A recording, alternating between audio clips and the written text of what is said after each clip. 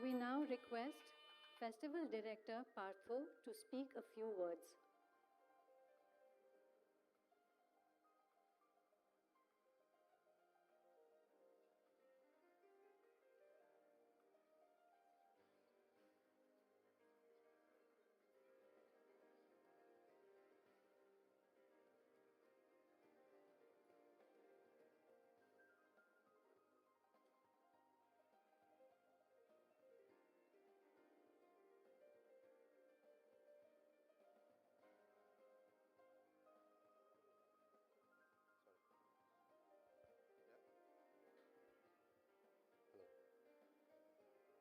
Honorable Home Minister of Puducherry, Sri A. Namashivayam, distinguished speakers of the 2022 Bharat Shakti Pondy Lit Fest, ladies and gentlemen.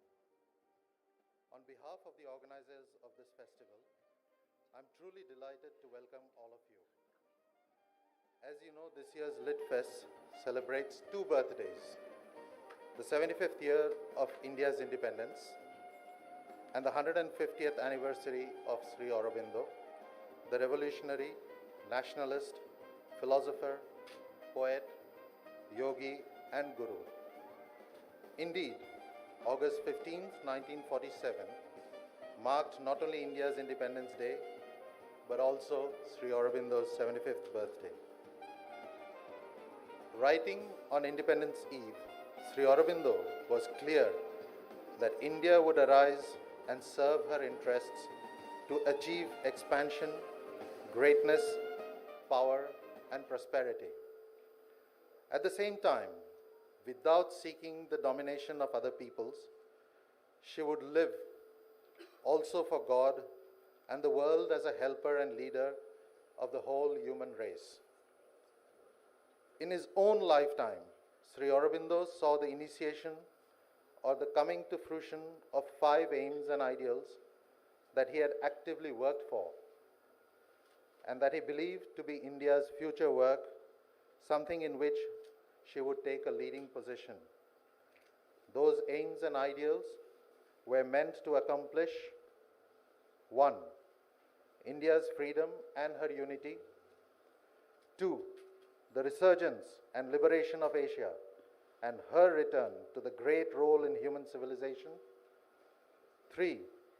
The rise of a greater, brighter, and nobler life for mankind through international unification. 4. The gift of India by her spiritual knowledge. And 5. A new evolutionary step by which would lift human consciousness to a higher level and begin the solution of the many problems of existence. It would be vastly rewarding if we too worked on these ideals to accomplish what remains to be accomplished. And if we try out the solutions Sri Aurobindo offers for many of our national problem theories and our reactive ways of thinking, if any. The future will bear fruit for us only if we prepare now and only if we understand and intellectually express the deeper significances underlining the issues that confront India and the world. Those who have read even a little of Sri Aurobindo's writing will agree that his profound insights can help steer India past her troubles towards a glorious destiny, one befitting a nation such as she. Each year, the Pondy Lit Fest has asked its audience to draw from Sri Aurobindo's towering intellectual and spiritual insights and to use them to construct the theoretical frameworks that would challenge and even replace the West-inspired canons and philosophies that have neither helped India solve her problems nor achieve her goals. If I may, I would urge us all collectively to ponder over the following questions. Is there an Indian way of thinking? How can we modernize India and Indian life without them becoming either too entrenched in the past or too foreign to ourselves? What is the place of religion and spirituality in India's future? How much of India's past experience should influence our future decision making. What is the future of nationalism and world unity? And finally, how can we stabilize our social and religious divisions without getting trapped in the circular reasonings of self-determination, human rights, etc.? Today, 75 years after becoming free, India stands at a crucial juncture in her national and international life. We should not, through being selfishly indifferent or profoundly ignorant, allow anarchist forces posing as democratic and secular push India towards unending crises or catastrophes.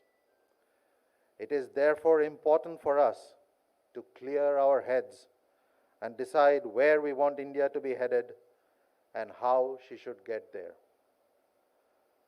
We hope that this edition of Pondy Lit Fest will help achieve this goal while joyously celebrating India's 75th and Sri Aurobindo's 150th birthdays. Thank you. Jai Hind.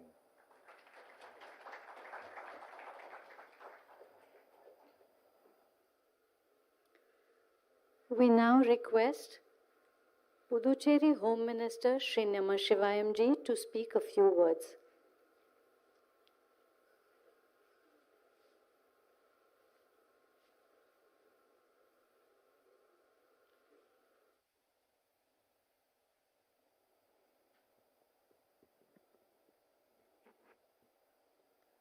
இந்த அருமையானதொரு நிகழ்விலே தொடக்க உரையாற்றி அமர்ந்திருக்கின்ற அன்பிற்கும் பாசத்திற்கும் உரிய சகோதரர் மரியாதைக்குரிய பார்த்தா ஹரிகரன் அவர்களே, இந்த நிகழ்விலே கலந்து கொண்டு நம்மோடு உரையாற்ற வருகை தந்திருக்கின்ற எங்களுடைய அன்பிற்கும் பாசத்திற்கும் போற்றுதலுக்கும் உரிய தமிழ்நாடு பாரதிய ஜனதா கட்சியுடைய தலைவர் அன்பிற்குரிய சகோதரர் அண்ணாமலைஜி அவர்களே, எங்களுடைய அன்பிற்குரிய சகோதரர் எஸ்.ஏ. சூர்யா அவர்களே, மற்றும் இந்த நிகழ்விலே பல்வேறு தலைப்புகளிலே பற்றி பேச இருக்கின்ற அன்பிற்குரிய பெருமக்களே, இந்த விழாவிலே கலந்திருக்கின்ற நிகழ்விலே கலந்திருக்கின்ற அன்பிற்குரிய சகோதரர்களே, சகோதரிகளே, இந்த நிகழ்வின் மூலம் உங்கள் அனைவரையும் சந்திப்பதிலே பெரும் மகிழ்ச்சி அடைகின்றேன். உங்களுக்கு என்னுடைய முதற்கண் வணக்கத்தை நான் தெரிவித்துக் கொள்ள கடமைப்பட்டிருக்கின்றேன். இந்த நிகழ்வானது ஒரு முக்கியமான தருணத்தில் இந்த நிகழ்வானது இன்றைக்கு நடந்து கொண்டிருக்கின்றது. ஏன் முக்கியமான தருணம் என்று நான் சொல்கிறேன் என்று சொன்னால், பாரதி அவர்கள் சுதந்திரம் அடைவதற்கு முன்பாகவே ஆடுவோமே பல்லு பாடுவோமே ஆனந்த சுதந்திரம் அடைந்து விட்டோம் என்று பாரதி அவர்கள் பாடினார்கள். ஆனால் இன்றைக்கு அந்த சுதந்திரத்தை நாம் உணர்ந்து கொண்டிருக்கின்றோம். அப்படி உணர்ந்து கொண்டிருக்கின்ற இந்த வேளையிலே தான் இன்றைக்கு 75வது ஆண்டு சுதந்திர விழாவை மிக சிறப்பான முறையிலே கொண்டாட வேண்டும் என்று சொல்லி இந்திய நாடு முழுவதும் இந்த விழாவை ஆசாதி கா அம்ருத் மகோத்சவ் என்ற பெயரிலே நாம் அனைவரும் கொண்டாட வேண்டும். இந்திய நாட்டில் பிறந்த ஒவ்வொரு குடிமகனும் அதை போற்றி புகழ வேண்டும் என்ற நோக்கத்தின் அடிப்படையிலே தான் இன்றைக்கு நம்முடைய நாடு அந்த சுதந்திர பெருநாளை கொண்டாடுவதற்கு இன்றைக்கு ஆயத்தமாகிக் கொண்டிருக்கின்ற இந்த சூழ்நிலையில் புதுவை மாநிலத்தில் இன்றைக்கு நம்முடைய பாண்டி லிட் ஃபெஸ்ட் என்ற ஒரு தலைப்பிலே இந்த நிகழ்வை இங்கே நாம் கொண்டாடி கொண்டிருக்கின்றோம். இது ஒரு தொடக்கம் மட்டுமே என்றால் தொடர்ந்து பல்வேறு நிகழ்வுகள் இன்றைக்கு சுதந்திரத்தை ஒற்றி இங்கே நாம் ஏற்பாடு செய்து கொண்டிருக்கின்றோம். நம்முடைய பாரத பிரதமர் அவர்கள் இந்த நாட்டை ஒரு சிறப்பான முறையில் இன்றைக்கு வழிநடத்தி கொண்டிருக்கின்றார்கள். இன்றைக்கு நம்முடைய நாடு சுதந்திரம் அடைந்து 75 ஆண்டுகள் இன்றைக்கு முடிந்திருக்கின்ற இந்த நிலையில் புதுச்சேரிக்கென்று நமக்கு ஒரு பெருமையும் மகிழ்ச்சியும் இந்த நாளிலே நமக்கு கூடுதலாக இருக்கின்றது. ஏனென்று சொன்னால் முழுமையாக இந்த நாட்டினுடைய விடுதலைக்காக முழுமையாக ஈடுபடுத்தி கொண்ட நாம் எல்லாம் போற்றி புகழக்கூடிய அரவிந்தர் அவர்களுடைய 150வது பிறந்த தின விழாவையும் நாம் சேர்த்து கொண்டாடக்கூடிய இந்த சூழலில் இன்றைக்கு நாம் இருந்து கொண்டிருக்கின்றோம். அப்படிப்பட்ட ஒரு சூழ்நிலையை தான் இன்றைக்கு சுதந்திரத்திற்காக போராடிய அந்த வீரர்கள் தியாகிகளை நினைவு கூற வேண்டிய கடமையும் கட்டாயமும் பொறுப்பும் இந்திய நாட்டில் இந்த தேசத்தில் பிறந்த ஒவ்வொரு குடிமகனுக்கும் உண்டு. அந்த அடிப்படையிலே தான் இன்றைக்கு அந்த 75வது சுதந்திர தின விழாவையும் நம்முடைய போற்றுதற்குரிய இன்றைக்கு பல்வேறு வகையிலே தங்களுடைய திறமையை வெளிப்படுத்திய புதுவை மாநிலத்திற்கு பெருமை சேர்த்திருக்கின்ற அரவிந்தர் அவர்கள் இந்த மண்ணிலே வாழ்ந்து இந்த நாட்டினுடைய விடுதலைக்காக தன்னை முழுமையாக ஈடுபடுத்தி கொண்டு ஒரு தியாக செயலராக, அவர் ஒரு கவிஞராக, அவர் ஒரு யோகியாக, அவர் குருவாக இருந்து இன்று பல்வேறு கோணங்களிலே பல்வேறு நிலைகளிலே இருந்து இன்றைக்கு சுதந்திரத்திற்காக இந்த நாட்டுடைய வளர்ச்சிக்காக நம்முடைய மக்கள் அமைதியாகவும் நிம்மதியாகவும் வாழ வேண்டும் என்ற ஒரு உன்னத கோட்பாட்டோடு வாழ்ந்த ஒரு தலைவர் என்று சொன்னால், ஒரு யோகி என்று சொன்னால், ஒரு குரு என்று சொன்னால் அதிலே மாறுபட்ட கருத்து இருக்க முடியாது. அப்படிப்பட்ட ஒரு உன்னதமான அந்த தலைவரை போற்றுகின்ற வகையிலே இன்றைக்கு புதுவை மாநிலத்திற்கென்று ஒரு அடையாளம் ஒன்று உண்டு என்று சொன்னால் அதில் ஒரு முக்கியமான அடையாளம் இன்றைக்கு நாம் மணக்குள விநாயகர் கோயிலை சொல்லுகின்ற அதே நேரத்தில் நாம் அரவிந்தரையும் அன்னையும் நம்மால் விட்டுவிட முடியாது. அப்படிப்பட்ட ஒரு உன்னதமான சூழலிலே தான் இன்றைக்கு இதை போன்ற நிகழ்வை இங்கே ஏற்பாடு செய்திருக்கின்றார்கள். என்றால் இன்றைக்கு நம்முடைய அந்த சுதந்திர தின விழாவிலே நம்முடைய வீடுகளிலே அனைவருடைய வீடுகளிலும் தேசிய கொடியை ஏற்றி நம்முடைய உணர்வை, நம்முடைய நாட்டுப்பற்றை, நம்முடைய தேசப்பற்றை நாம் நிரூபிக்கின்ற வகையிலே ஒரு ஆனந்த சுதந்திரமாக இந்த சுதந்திர தினத்தை கொண்டாட வேண்டும் என்று பாரத பிரதமர் அவர்கள் வேண்டுகோள் விடுத்திருக்கின்றார்கள். அந்த அடிப்படையிலே நாம் அனைவரும் இந்த சுதந்திர தினத்தை கொண்டாடுகின்ற அதே வேளையில் நம்முடைய அரவிந்தர் அவருடைய பிறந்த தின விழாவையும் நாம் இன்றைக்கு கொண்டாடி கொண்டிருக்கின்றோம். இந்த நாடு வளம் பெறுவதற்கு நம்முடைய இந்திய நாடு உலக அரங்கிலே ஒரு ஒப்பற்ற நாடாக, தலைசிறந்த நாடாக விளங்குவதற்கு உரிய அனைத்து நடவடிக்கைகளையும் இன்றைக்கு பாரத பிரதமர் அவர்கள் எடுத்துக்கொண்டிருக்கின்றார்கள். இன்றைக்கு பல நேரங்களிலே நம்முடைய நாடு வெளிநாடுகளிலே, அயல் நாடுகளிலே கையேந்திய காலம் உண்டு. ஆனால் இன்றைக்கு மற்ற நாடுகளுக்கு உதவி செய்யக்கூடிய அளவிற்கு இன்றைக்கு இந்திய நாடு வளர்ந்திருக்கிறது என்று சொன்னால் அதற்கு பாரத பிரதமர் நரேந்திர மோடி அவர்களுடைய ஒப்பற்ற பங்கு, இடைவிடாத முயற்சி, அவருடைய தன்னலமற்ற அந்த சேவை, அந்த உழைப்பு இன்றைக்கு இந்திய நாட்டை உலக அரங்கிலே ஒரு தலை சிறந்த நாடாக இன்றைக்கு உருவாகி இருக்கிறது என்று சொன்னால் அதற்கு பாரத பிரதமர் அவர்களுக்கு நாம் அனைவரும் நன்றி சொல்ல கடமைப்பட்டிருக்கின்றோம். நாம் இந்தியன் என்று சொல்வதிலே பெருமை கொள்கிறோம் என்று சொல்லுகின்ற பொழுது எந்த அளவிற்கு இந்த நாடு பொருளாதார ரீதியாக பல்வேறு விதங்களிலே உதவுகின்ற வகையிலே நம்முடைய நாடு இன்றைக்கு கடந்த 2 ஆண்டுகளுக்கு முன்பு கொரோனா என்ற பெருந்தொற்றானது இன்றைக்கு உலக நாட்டில் இருக்கின்ற அத்தனை மக்களையும் அச்சுறுத்திக் கொண்டு இருந்த நிலையிலே இன்றைக்கு இந்திய நாட்டிலே தயார் செய்த அந்த தடுப்பூசியை இந்திய நாட்டு மக்களுக்கு இலவசமாக கொடுத்ததோடு மட்டுமல்லாமல் இன்றைக்கு அயல் நாடுகளுக்கும் வெளிநாட்டிலே வாழ்கின்ற மக்களுக்கும் அந்த தடுப்பூசியை கொடுத்து இன்றைக்கு மிகப்பெரிய ஒரு உன்னத தலைவராக இன்றைக்கு பாரத பிரதமர் நரேந்திர மோடி அவர்கள் திகழ்ந்து கொண்டிருக்கின்றார்கள். அப்படி சொல்லுகின்ற பொழுது நாம் இந்தியன் என்று சொல்வதிலே நாம் பெருமை கொள்கின்றோம். அந்த நிலையை இன்றைக்கு நாம் உயர்த்தி இருக்கின்றோம். அந்த கொடியை, நம்முடைய தேச கொடியை இன்றைக்கு நாம் உயர்த்தி பிடித்துக் கொண்டிருக்கின்றோம். இன்றைக்கு அந்த 15ஆம் தேதி நாம் ஆனந்த சுதந்திரத்தை இன்றைக்கு நாம் அனுபவித்துக் கொண்டிருக்கின்ற அந்த சுதந்திரத்தை நாம் போற்றி புகழ்ந்து நம்முடைய நாட்டினுடைய தேசபக்தியை, நாட்டினுடைய இருக்கின்ற நம்முடைய அன்பை, பாசப்பிணைப்பை நாம் உலகிற்கு, அகில உலகத்தில் இருக்கின்ற அத்தனை நாடுகளுக்கும் எடுத்துக்காட்டாக நம்முடைய நாடு விளங்க வேண்டும். நாம் அனைவரும் அதை நோக்கி ஒத்துழைக்க வேண்டும் என்று சொல்லி உங்கள் அனைவருக்கும் என்னுடைய வாழ்த்துக்களையும் நன்றியும் சொல்லி விடைபெறுகிறேன். நன்றி, வணக்கம்.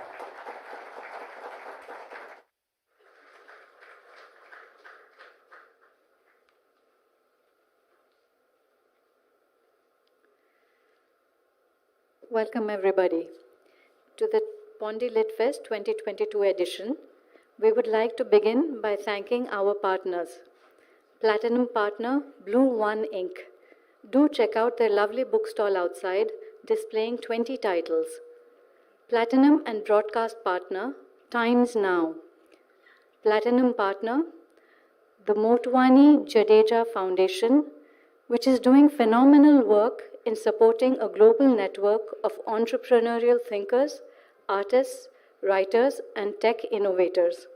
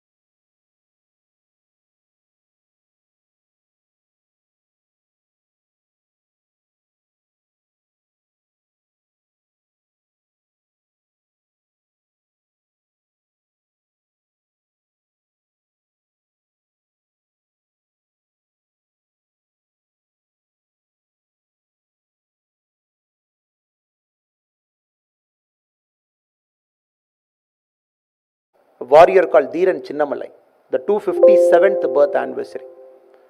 We were right in his village. There was a foundation, COSEC, which was organizing this festival. So going there, looking at his life, I could very clearly see Dheeran Chinnamalai in his element.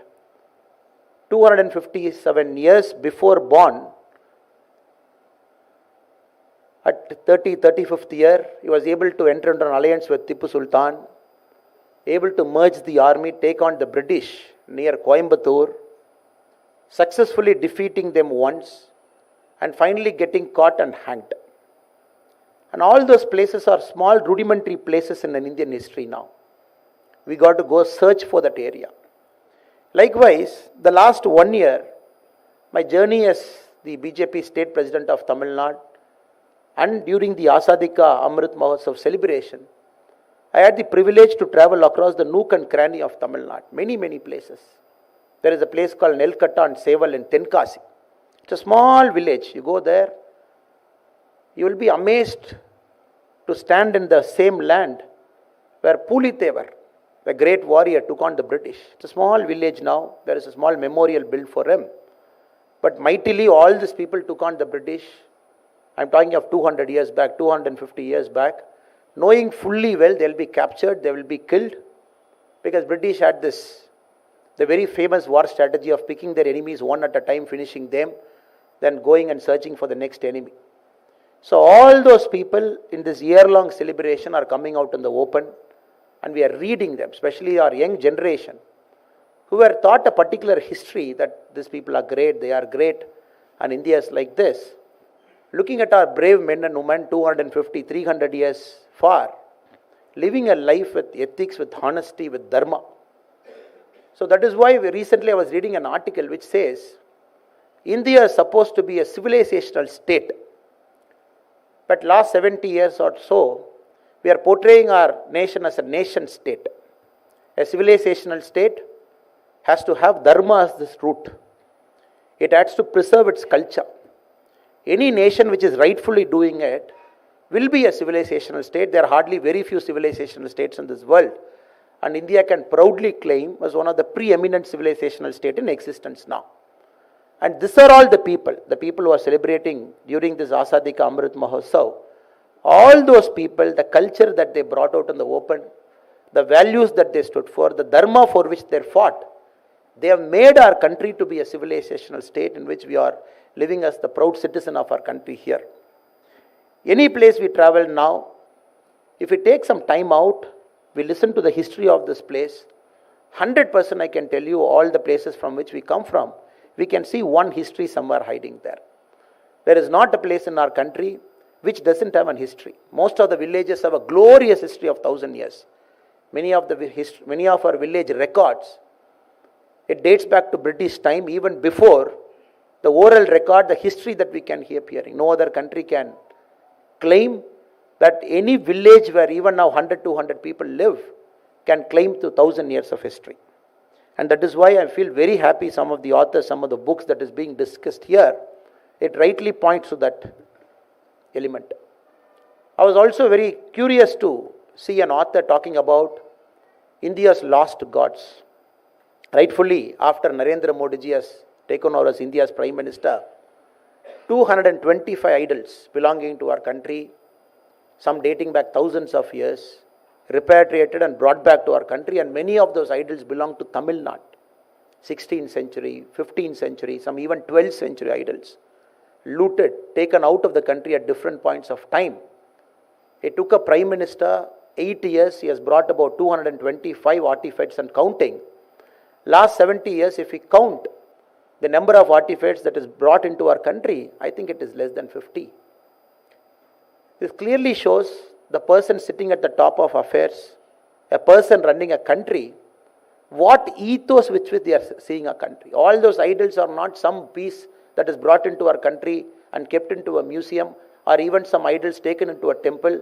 And in Tamil Nadu, in some places, the worship has also begun. After 2 centuries, there is an idol, a Shiva, the worship has begun now. It is not for that. It is very importantly to convey a message. It's a civilizational country. All the artifacts that we are bringing back, it is giving back our own history. I'm just giving you one thing which I found a speaker talking about it tomorrow. Likewise, this Lit Fest is very, very important. We have seen the trouble the organizers have taken in the first year, the second year to make this happen. The only thing people are angry at the organizers are angry at this Lit Fest in Puducherry because they're talking of an history that was hidden for a pretty long time. They don't want all these things to come out. They don't want people to talk, or importantly, they don't want people to hear. That is why this fourth edition, I'm very happy it has coincided with two important things: 75th year of independence and 150th year of Sri Aurobindo's birth anniversary. You will not believe, a year back when I was in Madurai, our district president took me to a place. He said, you got to come to a memorial and pay your respects. I said, what is that? He told me there is a memorial called Perungamanallur Pillar, right in the heart of Madurai. You got to come here. I said, I've never read in my history book what is this memorial. He told me this is a memorial when Jallianwala Bagh happened up north in Punjab. The same time in Perungamanallur, a place in Madurai, 16 people from a Kallar community, they were standing up against the British because this community was classified as a criminal tribe. They wanted the British to remove the whole community from the criminal tribe list. Same way in which Jallianwala Bagh happened, the British brought their troops and all those people were gunned down right in the middle of the road. There is this memorial. But unfortunately, many of our textbooks don't talk about it. And I'm very glad after the Azadi Ka Amrit Mahotsav celebration has happened, it is forcing a lot of district administration, a lot of government officials to go there, hunt for all those memorials, to honor, in many instances, even to find the offsprings, the current generation of freedom fighters, to bring them and honor them in each of the stage. I think that is the greatest contribution this 1 year of this celebration has done. And now when Pondy Lit Fest is doing this today, tomorrow and day after, it is going to put in the public domain a lot of new history, original history, a lot of history that is supposed to be told, and importantly, some of the finest books that is available here. This, I believe, will give a course correction to our country. This course correction is a must, especially for our young generation. They have to understand the arc of history has to always bend towards moral justice. I remember politician Barack Obama keep mentioning this particular line. The arc of history has to go towards moral justice. And this particular year, what our Honorable Prime Minister and the government is doing, a lot of moral justice is happening. By this new history, not only are we learning about ourselves, but more importantly, we are trying to discover ourselves, discover this country, discover this great land, discover the ethos of this land, discover the dharma of this land. I am not going to bore you with the other tall freedom fighters in Tamil Nadu. So many of them very unfortunate. The great Veeramangai Rani Velu Nachiyar. She lived 70 years before Jhansi Rani. Jhansi Rani is a very, very important individual in our country, brave warrior. History books have given her adequate justice by glorifying, by putting it in proper perspective, what Jhansi Rani has done. But Rani Veeramangai Velu Nachiyar, who lived 70 years before Jhansi Rani, is the only king, the only queen who has taken on the British, got defeated, came back, defeated the British and ruled for 17 years. When we read the history, everywhere we see the British guys defeating somebody by treachery, by killing them, probably taking over their territory. But nowhere we have seen, I'm talking of 251 years before, nowhere we have seen a queen losing her husband, losing her child, taking over the territory, taking on the British East India Company, getting defeated, coming back after 7 years, defeating them, taking over her territory and ruling for 17 years. But unfortunately, all it took was the Narendra Modi ji government to come here and start a train at least called the Veeramangai Velu Nachiyar Express, at least a train to honor her memory. But when we go to Shivagangai, the place where she ruled, where she lived, but very unfortunate to see the state governments or the local district administration don't make effort to do it. So I have got a lot of things to say, but I am not getting into that. Coming to Sri Aurobindo Ji's 150th birth anniversary, a very important discussion he has brought into the public domain. We all know he was a hardcore reactionary, a person who lived in UK for about 14 years, who lived there to serve our country by taking the civil services route, came back to Baroda, worked as a government officer in different capacities. Later, he was there in the Alipur conspiracy, he was in jail for some time. He was very clear with his ideology. He felt revolution is the only way forward to bring back the glory of this nation. But he chose to come back to Pondicherry, take the spiritual recourse, as our Prime Minister very memorably mentioned recently in December 2021 in the first meeting of the high-level committee. He mentioned the two aspects of Aurobindo's philosophy of revolution and evolution are of crucial importance now, and they should be emphasized. The youth should be encouraged towards the concept of greatness as embodied in the philosophy of Nar to Narayanan to create a Maha Manav as propounded by Sri Aurobindo. Nowhere is this powerful thought more important than today, especially in the 150th year of his birth, when the whole of country is into a bit of spiritual awakening and all of us are looking at life in a very different prism than the materialistic life that many of us are accustomed to over a point of time, over different influences that we had. So this is a very important time to take his thought, especially to the younger generation. I am also very happy to know in this Pondicherry Lit Fest, some 2-3 special books are getting released today, tomorrow, day after, what I saw from the manual about his life. And I am very happy. Let this book come to the public domain, especially for the younger audience. Let us all read it and let us all get more awakening, especially Aurobindoji talks about the fifth stage. The fifth stage, he talks about the spiritual or the super mental education. Probably we are in the physical education, or he talks about the 5 classification of the human nature. The physical education, the vital education, mental education, psychic education, and the spiritual or super mental education. Probably I can talk for myself. We are there in the first stage or second stage or probably third stage. Now as a country, if we all aim to get into the 4th stage where we talk about the psychic education and the 5th stage where it talks about the spiritual or super mental education, then just think about the potential we as a country of 135 crore people can deliver. And Aurobindoji also rightly said, in his 75th year when India got independence, he said, the day when India is getting independence is the first day for India becoming a Vishwaguru, what in English we call as a global superpower. He said that is the first day in the path.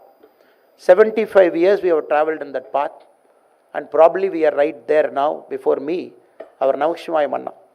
That is why I kept him for the Puducherry Home Minister. Very rightfully emphasized. Now what we are doing, not only have we put 200 crore vaccine, but more than 100 plus countries, our vaccines are going.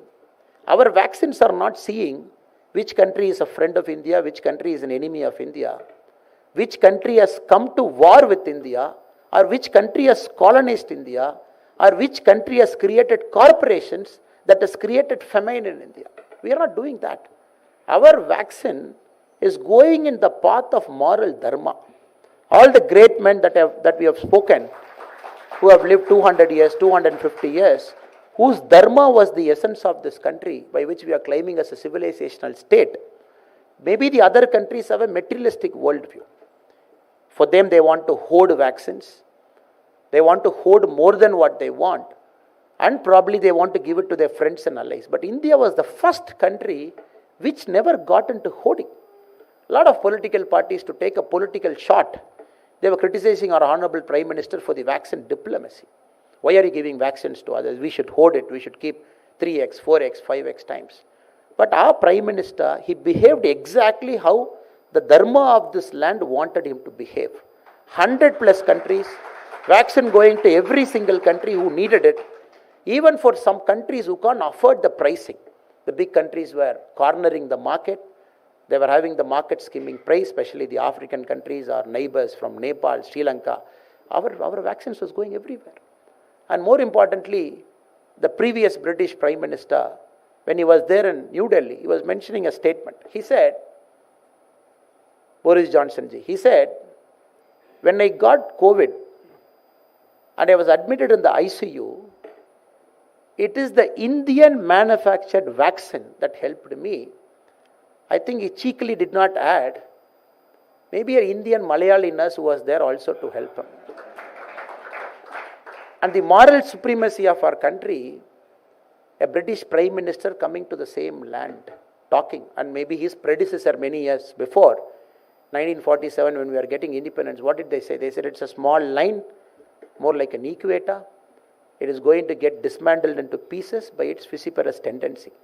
That is what the great Winston Churchill mentioned, that his predecessor mentioned. Now his follower, the Prime Minister of Britain, coming to Delhi, standing here and mentioning, the Indian manufactured vaccine has saved me. So India has already emerged as a moral superpower. Everybody is looking at us. Everybody. Even when there is a Russia-Ukraine war, gone are the days when people wanted the comments of US. Gone are the days when people wanted the comment of a P5 nation. Now everybody is looking at India to see what is Prime Minister Narendra Modi's stand on Russia or on Ukraine. That is the kind of moral superpower we have reclaimed in the last 8 years. Not only am I going to stop here. No, we have some kind of vaccine we have given. No. More than that. The simple things that India is known for, but the great things. Yoga. This year, the International Yoga Day, 194 plus countries officially adopting the International Day of Yoga, taking the yoga to all their streets, to all their studios, to all their capitals, and people taking yoga. The simple, humble Ayurveda finding its place across the world. Why not? Our Khadi, the KVIC Corporation this year, hitting a revenue of 1 lakh crore rupee in the last 8 years. This year we have hit that landmark. Everything that is associated with our country, it is finding a new resurgence. All over the world people are looking at it. It's a matter of time. It's a matter of time. In Tirukural, Tiruvalluvar used to say, before a country can lay claim to fame that I am a superpower, the country has to become a moral superpower. Before becoming a moral superpower, the ruler has to rule with morals. The ruler has to rule with dharma. Luckily, we have a Prime Minister who is an epitome of dharma. Epitome of dharma. When all the place in the world, when we are looking at leaders who are short-sighted, leaders who are election-focused, leaders who have become like a demagogic leaders who wants to say anything and everything and to get votes. We have a Prime Minister for the last 8 years who is ruling by his dharma. All the decisions that he has taken, all the decisions in the last 8 years has got the essence of dharma with it. So the next, like Saint Tiruvalluvar said, once we have a ruler with dharma, then the moral supremacy will follow, which we are already seeing it. Then we will rightfully claim as we are the world's Vishwaguru. As a Tamilian, I keep telling everywhere, we have a spiritual land, Tamil Nadu. Everywhere you go, you'll be very surprised by the kind of temples we have. Tamil Nadu, our state, has got 4 lakh plus temples. And we have 1,000-year-old temples, is around 415 plus. The HRNC department, 1,000-year plus temple is alone 415. That is the kind of rich, glorious history. The Alvars, the Nayanmars, the great saints, the patrons, the kings who lived here, who patronaged art and culture. Tamil Nadu also, we have gone into a moral decay for some time because of the influences, because of the philosophy, because of a lot of unwanted things. Some smart political leaders who are able to sell their words to people and able to buy them, they were ruling Tamil Nadu for a long time. We are also very happy, though BJP is not in power there, but because of Modiji's influence, because of the dharmic ruler in Delhi, many of our Tamil brethren are rediscovering what the original Tamil Holy Land is all about. That gives us a lot of hope, that gives us a lot of encouragement, it gives us a lot of courage for India to become a Vishwaguru. I keep telling as a proud Tamilian, Tamil Nadu has to become a Vishwaguru for India. Because last time, when Vivek Agnihotriji was in Chennai, he was making a very pertinent comment. He said, there are 2 spiritual centers that was balancing India for a long time. One was the Kashmir there, one was Tamil Nadu here. When these 2 centers of spirituality was balancing this land, Everything was great. We lost Kashmir spirituality a long time back, which we are reclaiming it now. Probably it will take few more years or a few more decades for Kashmir to rightfully emerge as one spiritual powerhouse. Probably Tamil Nadu is right now not there where I can claim Tamil Nadu will also become a spiritual superpower very soon. But it's a matter of time before Tamil Nadu will also get back to its original root. When these two centers emerge, Kashmir and Tamil Nadu, then it's a matter of time India will become a Vishwaguru. With these words, I thank the organizers for inviting me and all the hardworking volunteers who are taking pains to make sure this Pondicherry Lit Fest is put in the global map. It's already in the global map in its 4th year. Many literary festivals needs a lot of time to mature, to get into that kind of an audience. But this fest has done it in the 4th year, which is a matter of pride for all of us. I thank all of you for coming here and importantly for giving me an opportunity to speak in front of you. Thank you so much. Jai Hind, Bharat Mata Ki Jai.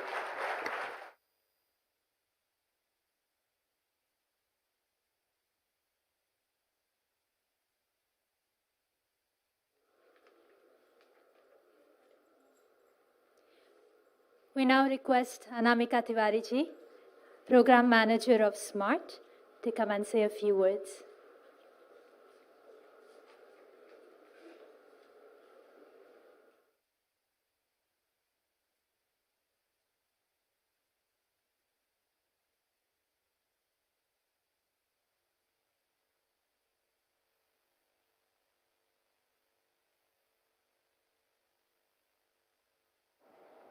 Hello. Yeah. Okay. Good evening to all of you. I'm Anamika. I'm Program Manager SMART. It gives us great pleasure and privilege to present the SMART Swaraj Awards 2022. Swaraj has been presenting these awards in 4 categories since 2015. After pandemic-induced break, we are back with the awards in partnership with SMART. I would briefly tell you about SMART. You must have received the brochure by now, so I would not read out everything which is written here, but just a brief introduction. So SMART stands for Samachar Manyata Association for Research and Training. It is an independent organization that works as a bridge amongst different media platforms and all other mass communication channels promoting nationalist, cultural, and heritage causes. SMART supports Indic ecosystem across all domains of mass communicators, be it traditional press and TV, digital media, YouTubers, podcasters, Indic authors, speakers, and academia, films, sports and entertainment industry, celebrities and influencers with large following. How do we support? We act as a common platform for our members to connect, collaborate, and share news of nationalistic importance. We enable the capture and amplification of key news items concerning nationalistic causes in order to bring them to mainstream awareness and government action. We also provide our members with support in terms of revenue generation, capacity building, research grants, software requirements, training, and legal aid, etc. Am I not audible? I'm almost done now. Do you want me to repeat something? Okay. So the SMART team is here. If you have any references or anybody who is from news and media or our knowledge providers, please come and meet us. We will tell you more in detail and how to become a SMART member. And we'll be more happy to share the details with all of you. Thank you so much. Thank you, Anamika ji. Now for the awards. It is sheer bhakti that is driving this shipping professional to wage a relentless battle to bring back our stolen idols, work which, as Annamalai ji mentioned, is essential in re-establishing Dharma. Shri S. Vijay Kumar, doesn't collect art or antiques.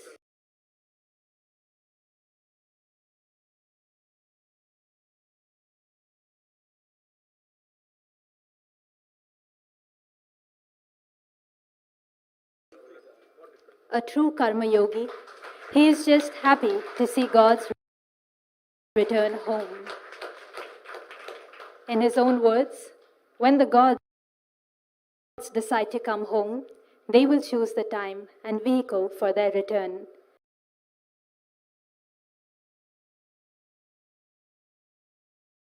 I am but one such vehicle assisting their homecoming. The pieces of art that he helped bring back home proudly sit in places like the National Museum, New Delhi, and several temples across India. A researcher par excellence, his eye for detail and knack to acquire information helped him to preserve with his mission his nishkama seva to dharma, to which posterity will be ever grateful. For the persistent effort to bring back our stolen murtis, S. Vijay Kumar and his team of volunteers deserve true appreciation. We request Puducherry's Home Minister Navashimayamji to come on stage to present the Ustad Bismillah Khan Award for Culture.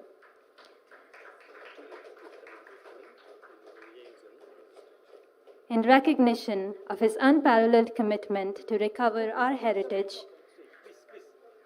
please come up on stage.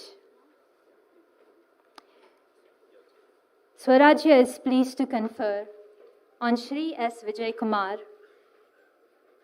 the Ustad Bismillah Khan Award for Culture that is given to an individual or institution who has achieved the highest level of excellence in fields like art, culture, literature, philosophy, and folk tradition.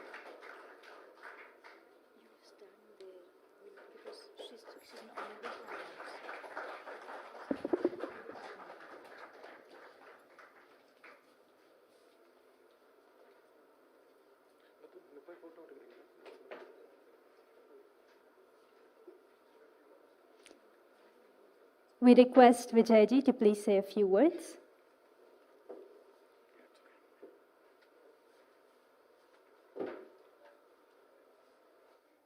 அவையோருக்கு வணக்கம். I never wanted to be a vigilante, never an author, and never wanted to receive any awards, because I felt that as citizens of India, the Constitution asks us to do this. But you now ask me, why did I accept this? Simple, Swarajya gave me voice when no newspaper would even entertain an article on idol theft, as they call it, or Murti Chori. I used to pester them to publish, and they did. My first trips to Delhi, when this new government started in 2014, I met the then culture minister. I promised him in my broken Hindi, you'll go down in history as the culture minister who brings back the largest number of stolen murtis. He said, "Aap petition barwa ke dijiye." I'm happy that after 8 years, Anamlaji, you mentioned, the CAG report of 2013 talks about India's performance in restitution of murtis from 1972 to 2000. India brought back 1919. 2000 to 2012, it was 0. And that was the time I was most active, working in Singapore. And today we have crossed 300 actually.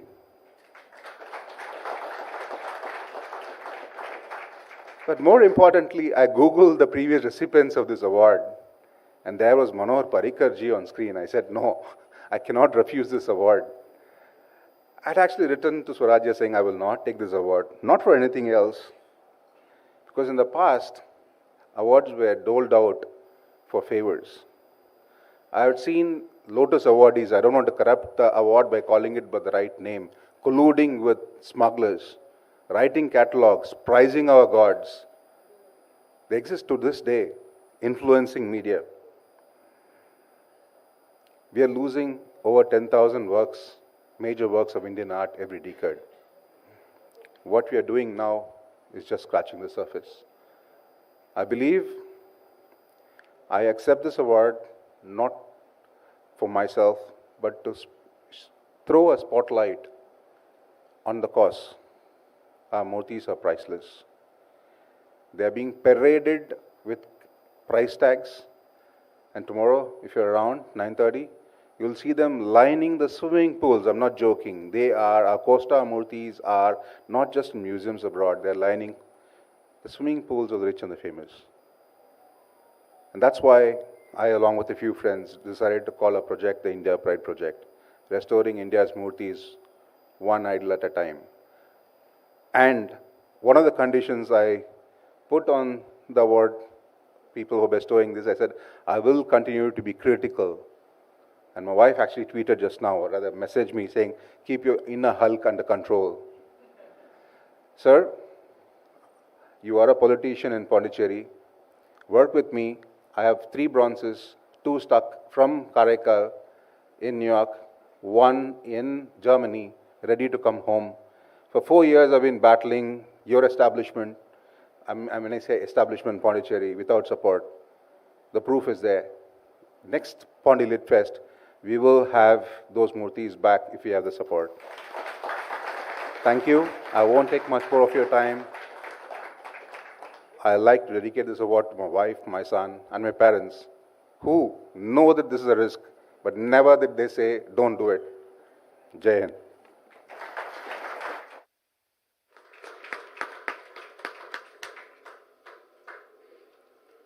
Shri K. Annamalai chose the hard way to take forward a movement in a rather ideologically hostile environment, and within a short span of time emerged as an inspirational icon for the dharmic nationalist forces in Tamil Nadu. This former police officer, adored by people and affectionately called the Singham, blazed a glorious trail in his short but distinguished career as an officer, be it campaigns against drug abuse or his empathetic policing. He responded to an inner calling that manifested during his spiritual sojourn in northern India to take the plunge and enter public life. He has placed himself as a principal player in politics with his outstanding articulation on various issues affecting the state. He is clearly a once-in-a-generation leader who combines erudition, energy, and passion to mark milestones in public service. We request former Rajya Sabha member Shapun Das Gupta to come on stage to present the Dr. S.P. Mukherjee Award for Politics.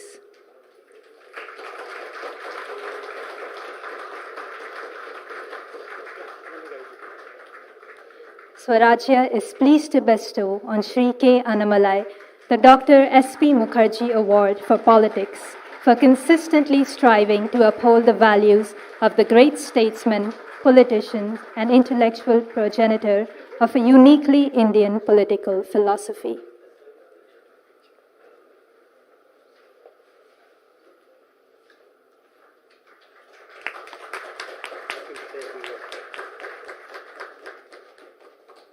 May I just say how privileged I am to hand over this award to Mr. Annamalai.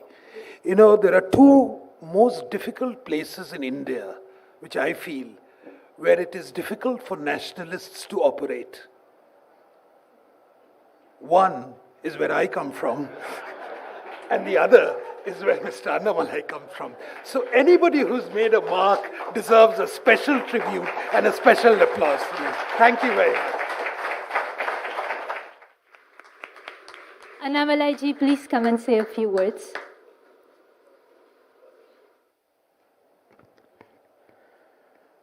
Thank you, Swarajya, for this honor. With all humility, I accept this. Thank you so much, Vijay Kumarji, for what you're doing. Sorry, I didn't know that you're sitting here. It's a great privilege to be in the same stage. I come from a small village, Totambatti, with about 34 houses, farmers. Politics is far beyond what we can think of. Even in my wildest dream, I never imagined I'll be a politician. All my dad and mom wanted was to have a very simple life for me, free of troubles. And somehow from age 20, whatever I'm doing, it is against their wishes, whatever they thought. I was a cop, very aggressive cop. My mom used to say, don't get into trouble, try and find a way out and try to lead a simple life. And somehow politics became a calling. Never wanted to be a politician, but after 2019 Lok Sabha election, I felt, if something has to happen to Tamil Nadu, this is the time. I felt this is the time. With Modi ji coming to power again, and as I mentioned, we have a dharmic ruler, I felt Tamil Nadu to get its glory back, or more importantly, to honor the Tamilians in its true spirit to live on our land. This is the time to plunge into politics. It's been a very eventful 1 year as the state president and 2 years with the party. Gone through hell of an experience, taking on an ecosystem, talking, articulating, building a team where a lot of our young leaders are sitting here. I hope and pray we will finish the job. We have taken on a job that is very tough. I hope and pray that God would help us to finish the job, to give this land of Alvars and Nayanmars the true freedom this land deserves, the true freedom for people with all their glory to practice their spirituality. Tamil land to come out in the open and be the Tamil land for what it was for thousands of years. That is my only wish. I'm a small player there. And after me, somebody has to come. After them, somebody has to come. So I'm just a chain, a small link in the chain. I'm happy doing what I'm doing now. So I thank all of you for coming here and especially for the award for Swarajya. Thank you so much.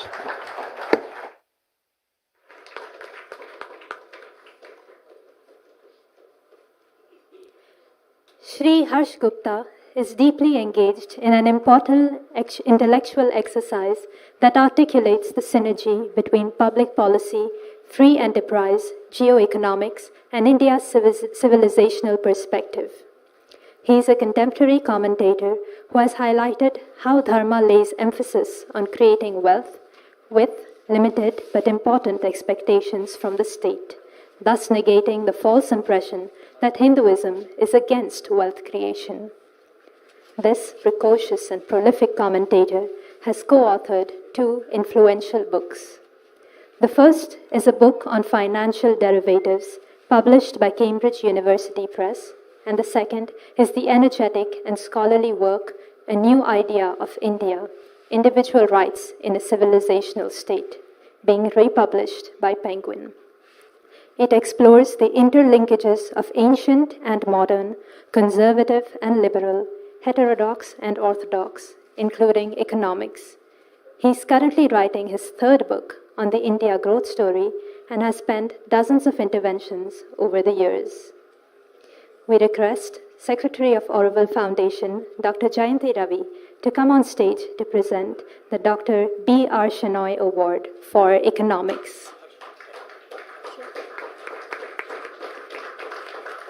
We request Shri Harsh Gupta Madhusudan to come and receive the award. For his scholarly interventions in the area of Dharma and economics, Smart and Swarajya, I am pleased to present Shri Harsh Gupta with the Dr. B.R. Shenoy Award for Economics, instituted in honor of India's bravest free market economist who dared to challenge Nehruvian socialism.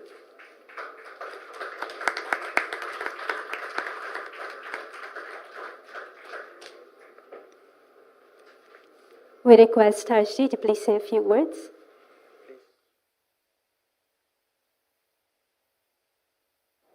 To the organizer.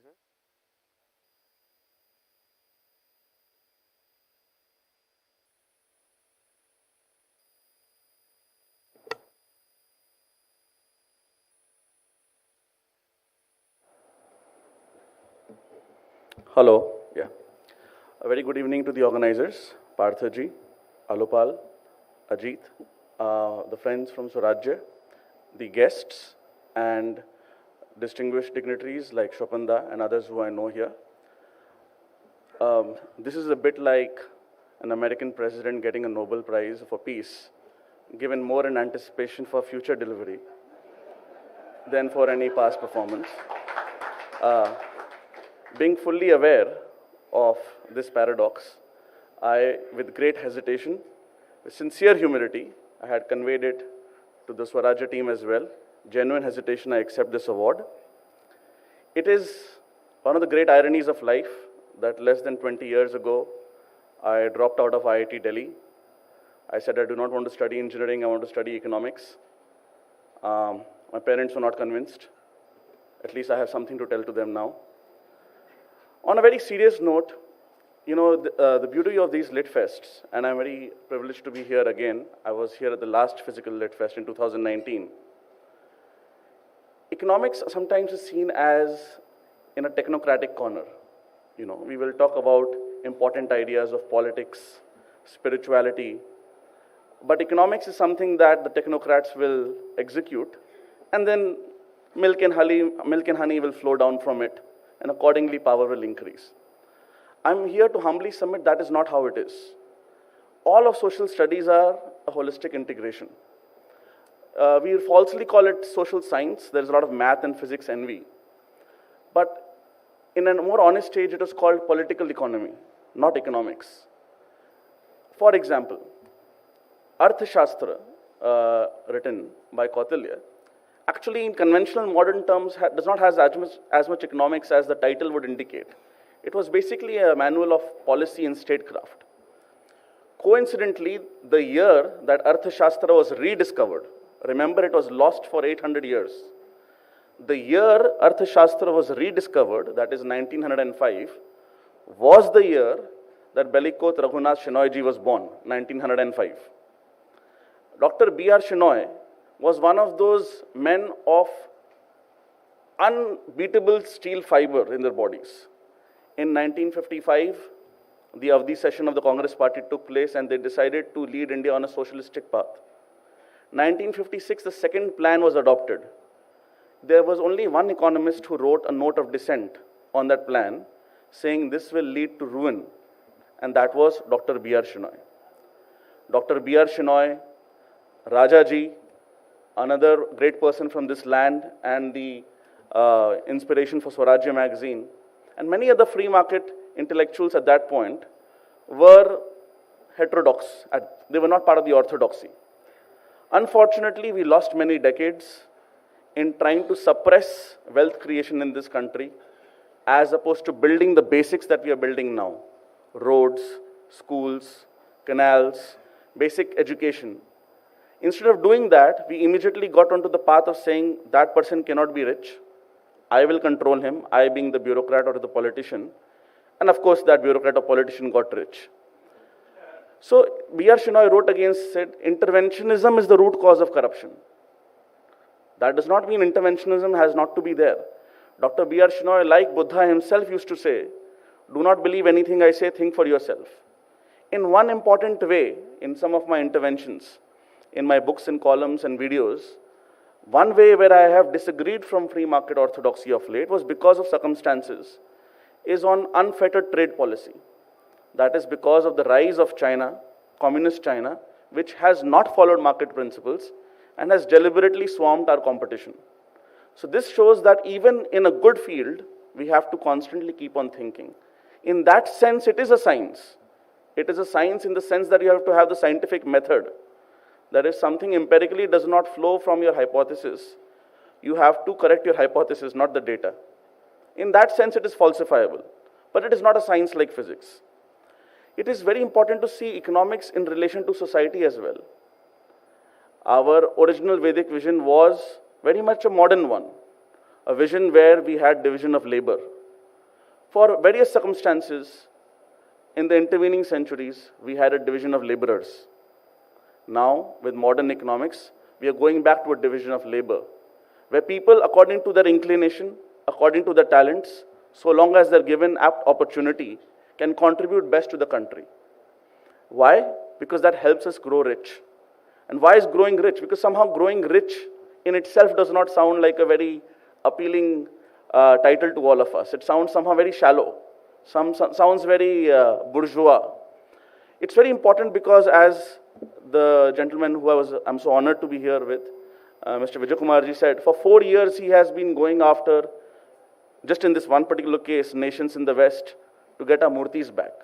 Of course, if our ministers and our state apparatus cooperate, it will be faster. It would also help if we were richer. It would also help a lot if we were stronger. When a rich and strong person speaks, he does not need to repeat it.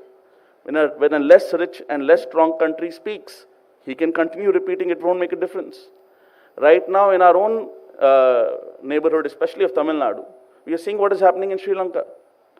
We are seeing what is happening in Pakistan. Even Bangladesh has approached IMF.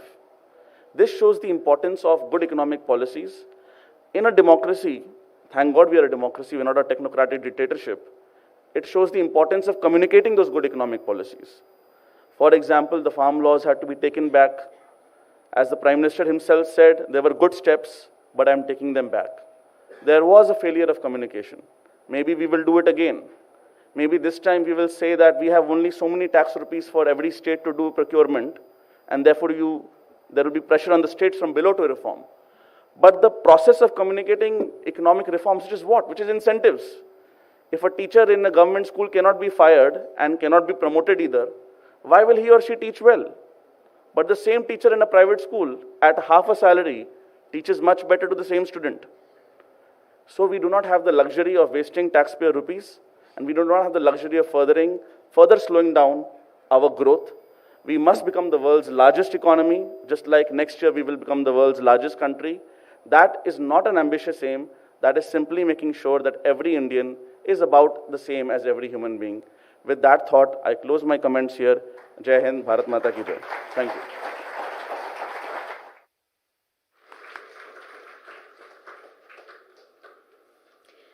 Aram Valartha Nayagi Sevai Mayam is helping common people build their lives in harmony with Dharma.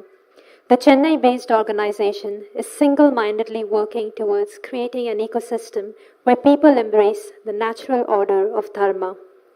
The group of volunteers at Aram Valartha Nayagi Sevai Mayam, which has been inspired by Pujya Swami Dayananda Saraswati, teaches people the principle of Nitya, Naimitika, and Kamya Karmas. It provides a channel to practice them, ensuring they uphold Dharma in their everyday lives. As part of an initiative, Aram Valartha Nayagi Sevai Mayam has been lending a helping hand to people in the lower economic strata of Chennai, Tamil Nadu, by way of realization and practice of Dharma.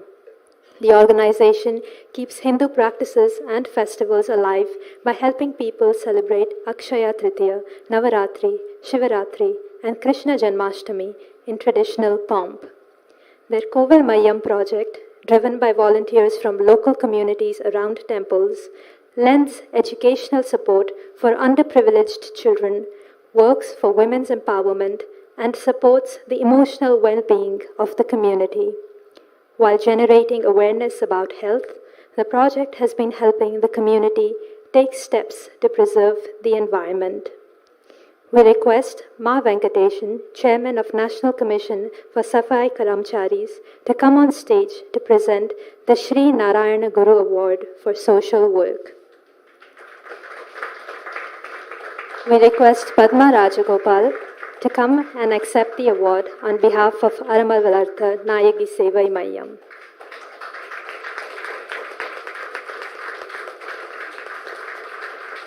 Smart and Swarajya are pleased to bestow the Sri Narayana Guru Award for Social Work on Aram Valartha Nayagi Sevai Mayam for its services towards community welfare.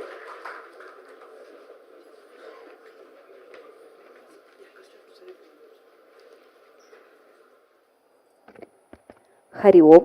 அனைவருக்கும் வணக்கம். அரமலர்த்த நாயகி சேவை மையம் அதிலிருந்து வந்திருக்கேன். என்னுடைய பெயர் பத்மா ராஜகோபால். சென்னை மாநகர் அதை மையமாக வச்சு எங்களுடைய பணிகள் நடந்துக்கிட்டு இருக்கு. சுவாமி விவேகானந்தர் ஒரு மிகப்பெரிய தீர்க்கதரிசி, நம்ம எல்லாருக்குமே தெரியும். ரொம்ப தெளிவாக சொல்லியிருக்கார், இந்தியா தன்னுடைய சமயத்தை கைவிடுமேயானால் அது இறந்துவிடும்.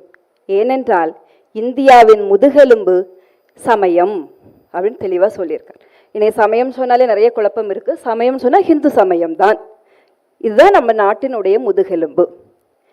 இன்னைக்கு நாம் சந்திச்சுட்டு வரக்கூடிய எல்லா பிரச்சனைகளுக்கும் நம்முடைய பண்பாடு, கலாச்சாரம் இதை விட்டு வெளியில் வந்துக்கிட்டே இருக்கும். குறிப்பாக இப்போ கிருஷ்ண ஜெயந்தி வருது ஆகஸ்ட் 19ஆம் தேதி.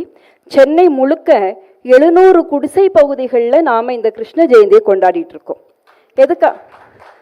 இந்த கிருஷ்ண ஜெயந்தி எதுக்காக நாம் கொண்டாடணும்? இப்போ தொடர்ந்து குறிப்பாக தமிழ்நாட்டில் பார்த்தீங்கன்னா தொடர்ந்து ஒரு மாதமாக மாணவ மாணவிகள் தொடர்ந்து தற்கொலை. என்ன காரணம்? அதெல்லாம் ரெண்டாவது விஷயம். ஏன் அவங்களுக்கு இந்த எண்ணம் வருது? ஒரு அம்மா அப்பா இல்லைன்னா பள்ளிக்கூடத்தில் ஒரு ஆசிரியர் யாராவது அந்த குழந்தைங்களுக்கு நம்முடைய கலாச்சாரத்தை பற்றி நாம் சொல்லி கொடுத்துருக்கோமா? குறிப்பாக கண்ணன், நாமெல்லாம் நினச்சிட்டு இருக்கோம் கண்ணன் ரொம்ப ஜாலியாக சந்தோஷமாக சிரிச்சுக்கிட்டே தான் இருந்தார் அப்படின்னு நினச்சிட்டு இருக்கோம். கண்ணன் ஜெயிலில் பிறந்தார். நம்ம யாராவது ஜெயிலில் பிறந்தோமா? அப்படியே ஜெயிலில் பிறந்தாலும் அவங்க அம்மா அப்பா கூட வாழ முடியலை, இன்னொரு அம்மா அப்பா கூட தான் வாழ முடிஞ்சுது. அதுக்கு பிறகு அவங்களுடைய தாய்மாமன் கம்சன் கண்ணனை நிம்மதியாக வாழ விட்டானா? எந்த ரூபத்தில் எப்படி வேணாலும் அரக்கர்கள் வருவாங்க. இதையெல்லாம் தாண்டி கண்ணன் எங்கேயாவது அழுதானா? அழவே இல்லை இல்லையா? சிரிச்சுக்கிட்டு அத்தனை கஷ்டத்தையும் எதிர்கொண்டு நின்றார். அதனால தான் கண்ணனை இன்னைக்கு தெய்வம் அப்படின்னு நாம வணங்குறோம். இதை நாம நம்ம குழந்தைங்களுக்கு சொல்லி கொடுக்க மறந்துட்டோம்.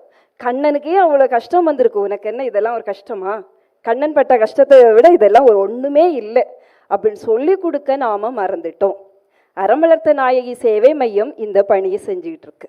இதே மாதிரி தொடர்ந்து அடுத்து நவராத்திரி, மார்கழி மாதம் வீதி பஜன், மகா சிவராத்திரி, அன்பே சிவம், நமக்காக நம்ம சிவன் ஆலகால விஷத்தை உண்டு அவர் தான் உயிரை விட தயாரா இருந்தார்.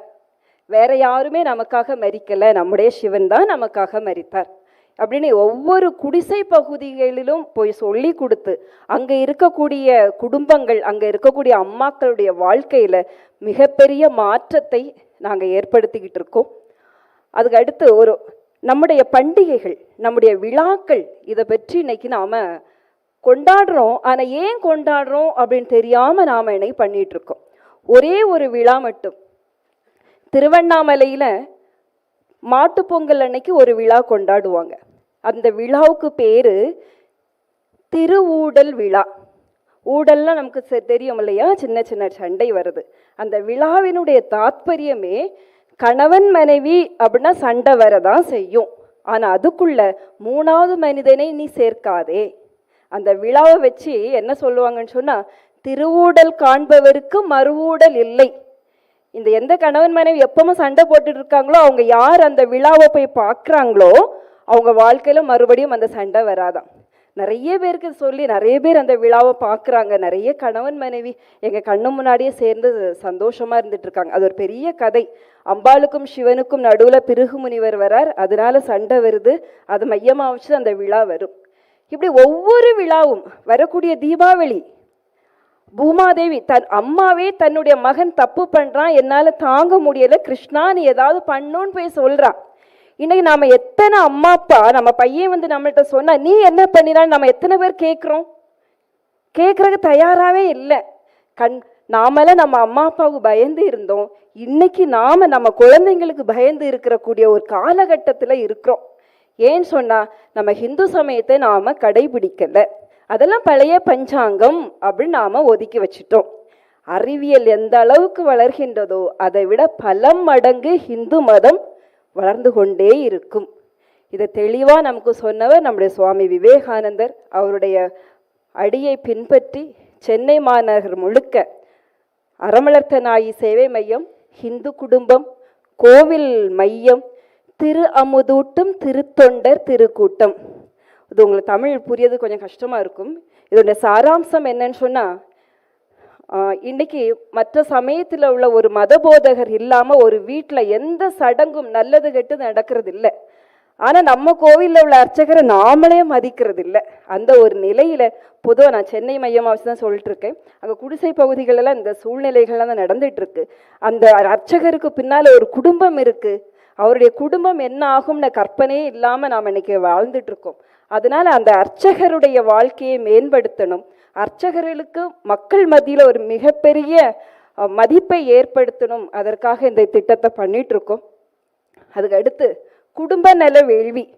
ஒவ்வொரு பகுதியில் இருக்கக்கூடிய மக்களுடைய கஷ்டத்தை தீர்ப்பதற்காக ஒவ்வொரு ஞாயிற்றுக்கிழமையும் இலவசமாக ஹோமங்கள் நடத்திட்டு இருக்கோம். அதுக்கு இங்கே இருக்கக்கூடிய திரு ஜகவர் சார் கூட எங்களுக்கு உதவிகரமாக மிகப்பெரிய உதவியாக அவங்க இருந்துட்டு இருக்காங்க. அதுக்கப்புறம் தர்மத்தின் குரல் ஒவ்வொரு கோவிலிலும் 1 மணி நேரத்துக்கு ஒரு முறை மணியடிக்கும். சுவாமி விவேகானந்தருடைய கொட்டேஷன் அங்கே சொல்லும். அந்த மாதிரி ஏற்பாடு பண்ணி வச்சுட்ருக்கோம். அதோடைய மதர் போர்டு எங்கள் ஆஃபீஸில் தான் இருக்கும். நிறைய விஷயங்கள் அதன் மூலமாக பண்ணிகிட்ருக்கோம். அதுக்கப்புறம் அறம் தயா இந்த 2 யூடியூப் சேனல் மூலமாக ஒவ்வொரு தமிழ் வீடியோ ஆங்கில வீடியோ வெளியிட்டு இருக்கோம். இப்போ இந்த கோவில் மையத்தின் மூலமாக நம்முடைய சுதந்திர தினம் 3 நாள் எல்லா வீடுகளிலும் குடிசை பகுதிகளில் இருக்கக்கூடிய வீடுகளிலும் தேசிய கொடி ஏற்றணும் அப்படின்னு சொல்லி கோயில் மையத்தில் இலவசமாக டியூஷன் சென்டர் நடத்திட்டு இருக்கோம். அந்த குழந்தைகளை மையமாக வச்சு சென்னையில் இருக்கக்கூடிய அத்தனை குடிசை பகுதிகளிலும் அதற்காக முயற்சி பண்ணி அந்த வேலைகளையும் செஞ்சிட்ருக்கோம். ரொம்ப சந்தோஷம்.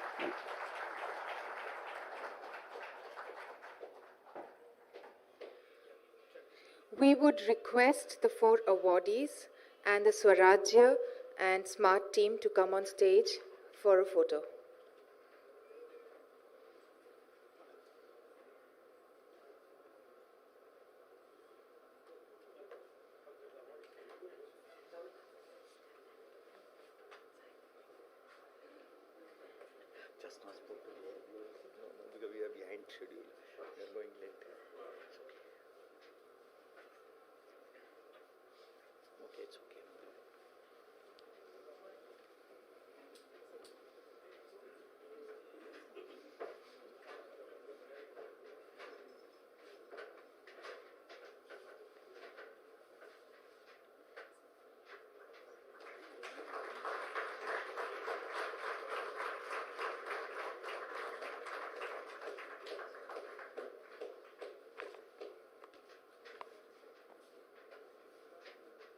That was only 10 seconds only. This gentleman says. Okay.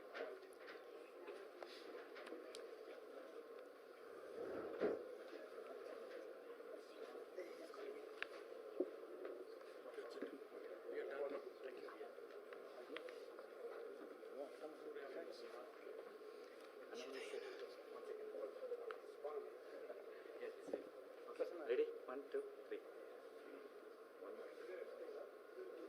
Thank you.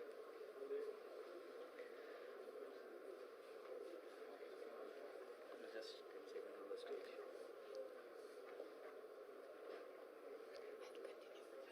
Okay, next. What is that? We would request everyone to please keep your phone on silence.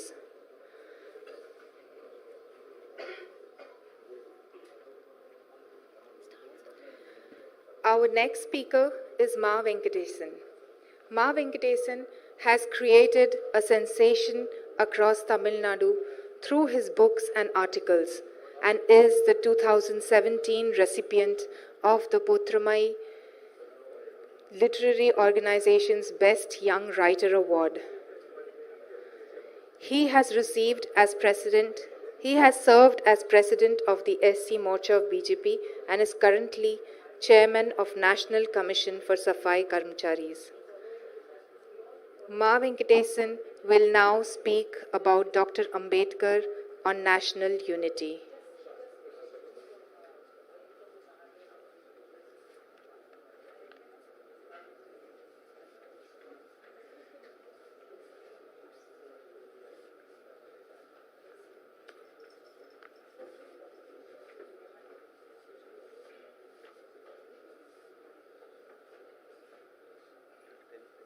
Tell everyone to take their seats.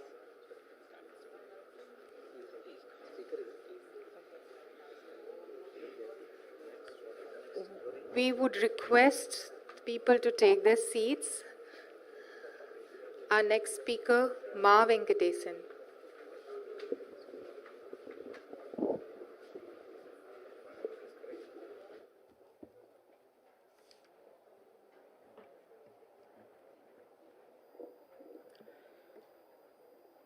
இந்த நிகழ்விற்கு வந்திருக்கக்கூடிய உங்கள் அத்தனை பேருக்கும் ஜெய் பீம் கலந்த என் முதற்கண் வணக்கத்தை தெரிவித்துக் கொள்கிறேன். 1972 ஒரு படப்பிடிப்பில் திரு எம்ஜிஆர் அவர்கள் படம் நடித்துவிட்டு அமர்ந்து கொண்டிருக்கிறார். பத்திரிகையாளரெல்லாம் அவரிடம் வந்து, உங்களை கட்சியில் இருந்து நீக்கிவிட்டார்களே, உங்களுக்கு தெரியுமா என்று கேட்கிறார்கள். அப்படியா, ரொம்ப சந்தோஷம், பாயாசம் சாப்பிடுங்கள் என்று அவர் சொல்கிறார். அதை பற்றி நீங்கள் என்ன நினைக்கிறீர்கள் என்று கேட்டபொழுது, என்னுடைய ரசிகர்கள் எல்லாம் மாலையில் கொடியேற்ற இருக்கிறார்கள், அங்கு வாருங்கள் என்று சொல்லிவிட்டு மாலையில் அங்கு செல்கிறார் எம்ஜிஆர் அவர்கள். அங்கு சென்று கொடியேற்றுகிறார். அந்த கொடியில் தாமரை சின்னம் பட்டொலி வீசி பறந்து கொண்டிருக்கிறது. அது ரசிகர்கள் கொடுத்த கொடி. அந்த தாமரையில் அமர்ந்து கல்வி என்கின்ற மிகப்பெரிய ஆளுமையை எல்லோருக்கும் அளித்தவள் சரஸ்வதி. அந்த ஆளுமையை எல்லோருக்கும் அளித்திருந்தாலும் கூட அந்த கல்வி என்கின்ற ஆளுமையை ஒவ்வொருவரும் ஒவ்வொரு விதத்தில் பயன்படுத்தி இருக்கிறார்கள். ஒருவர் தேசத்திற்காக, ஒருவர் தன் குடும்பத்திற்காக, இப்படி பல்வேறு நிலைகளில் பயன்படுத்தி இருக்கிறார்கள். இந்த தேசத்திற்காக பயன்படுத்தியவர்கள் குறிப்பிடத்தக்கவர் புரட்சியாளர் அம்பேத்கர் அவர்கள். புரட்சியாளர் அம்பேத்கர் அவர்கள் எந்தவித சுதந்திர போராட்டத்திலும் ஈடுபடவில்லை, அவர் கலந்து கொள்ளவில்லை.